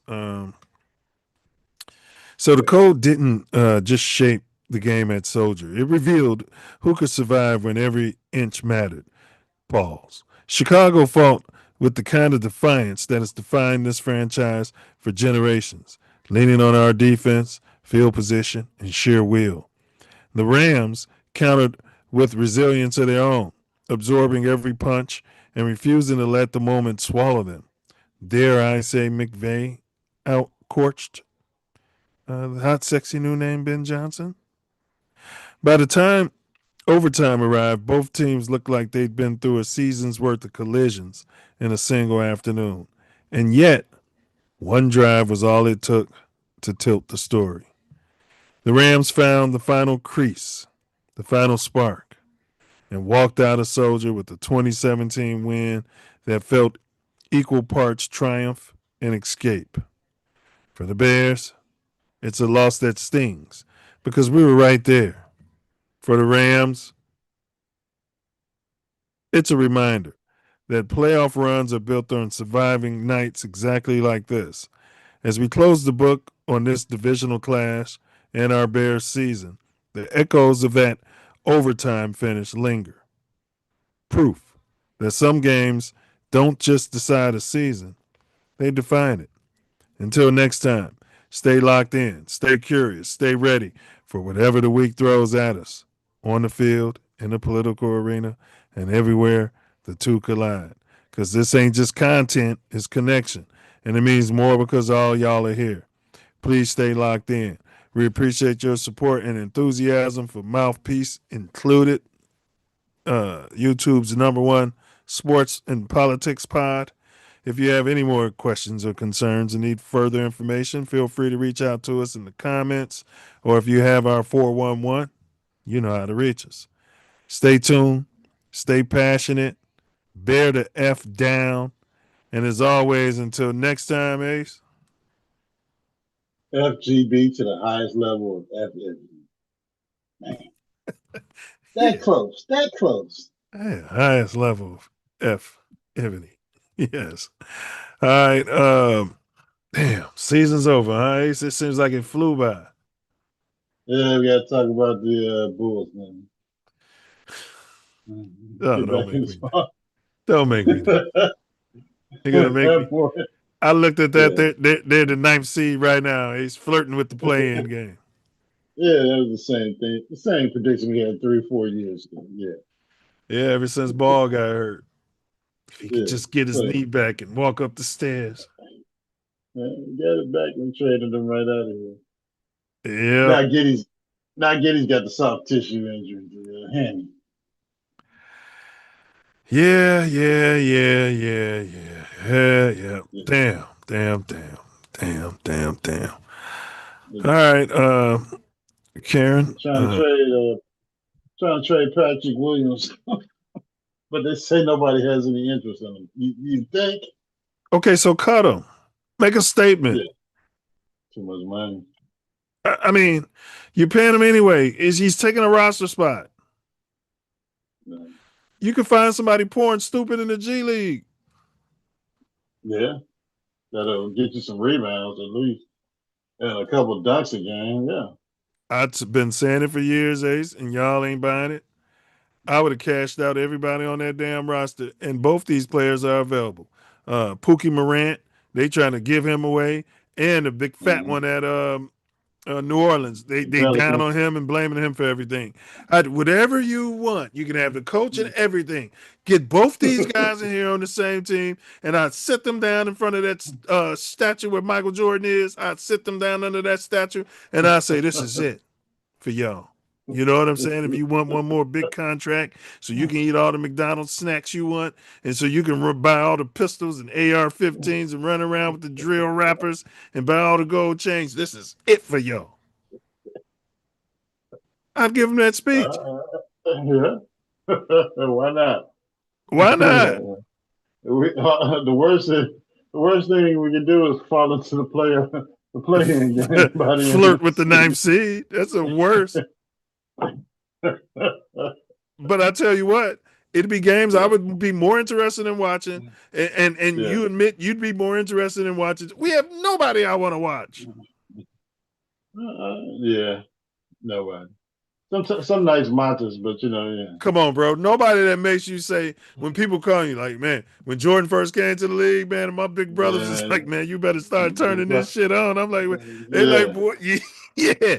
You watching that Bulls game tonight? Yeah. Same thing with Derrick Rose. It was like, Yeah. You know, John Morant would do that. You know? In the house of Jordan built. The house that Jordan built. And Scottie Pippen. Allegedly. All right, Karen. They're playing us off. We appreciate y'all. Please like, share, subscribe. Hold on here. We got to do something immersive. There we go. Please like, share, subscribe. Like, share, subscribe. We appreciate everybody. Big ups.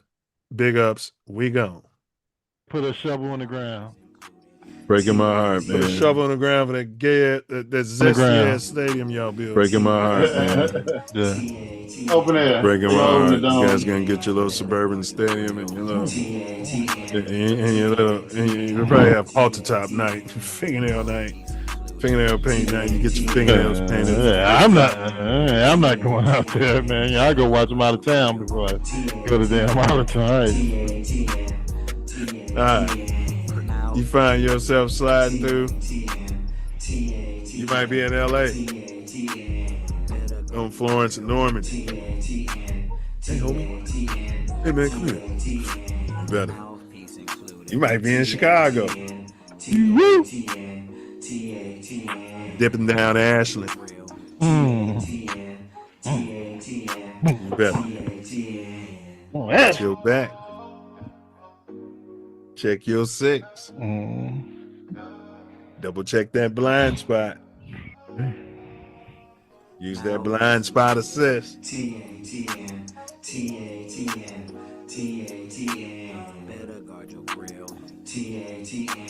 Guard your grill.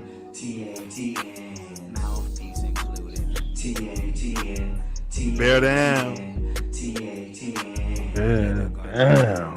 Knuckle up.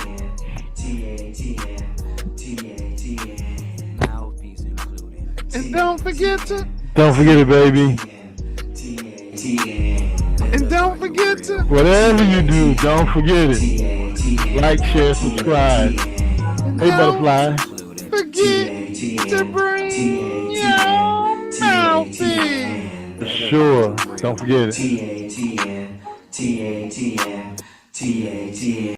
The NFC champ.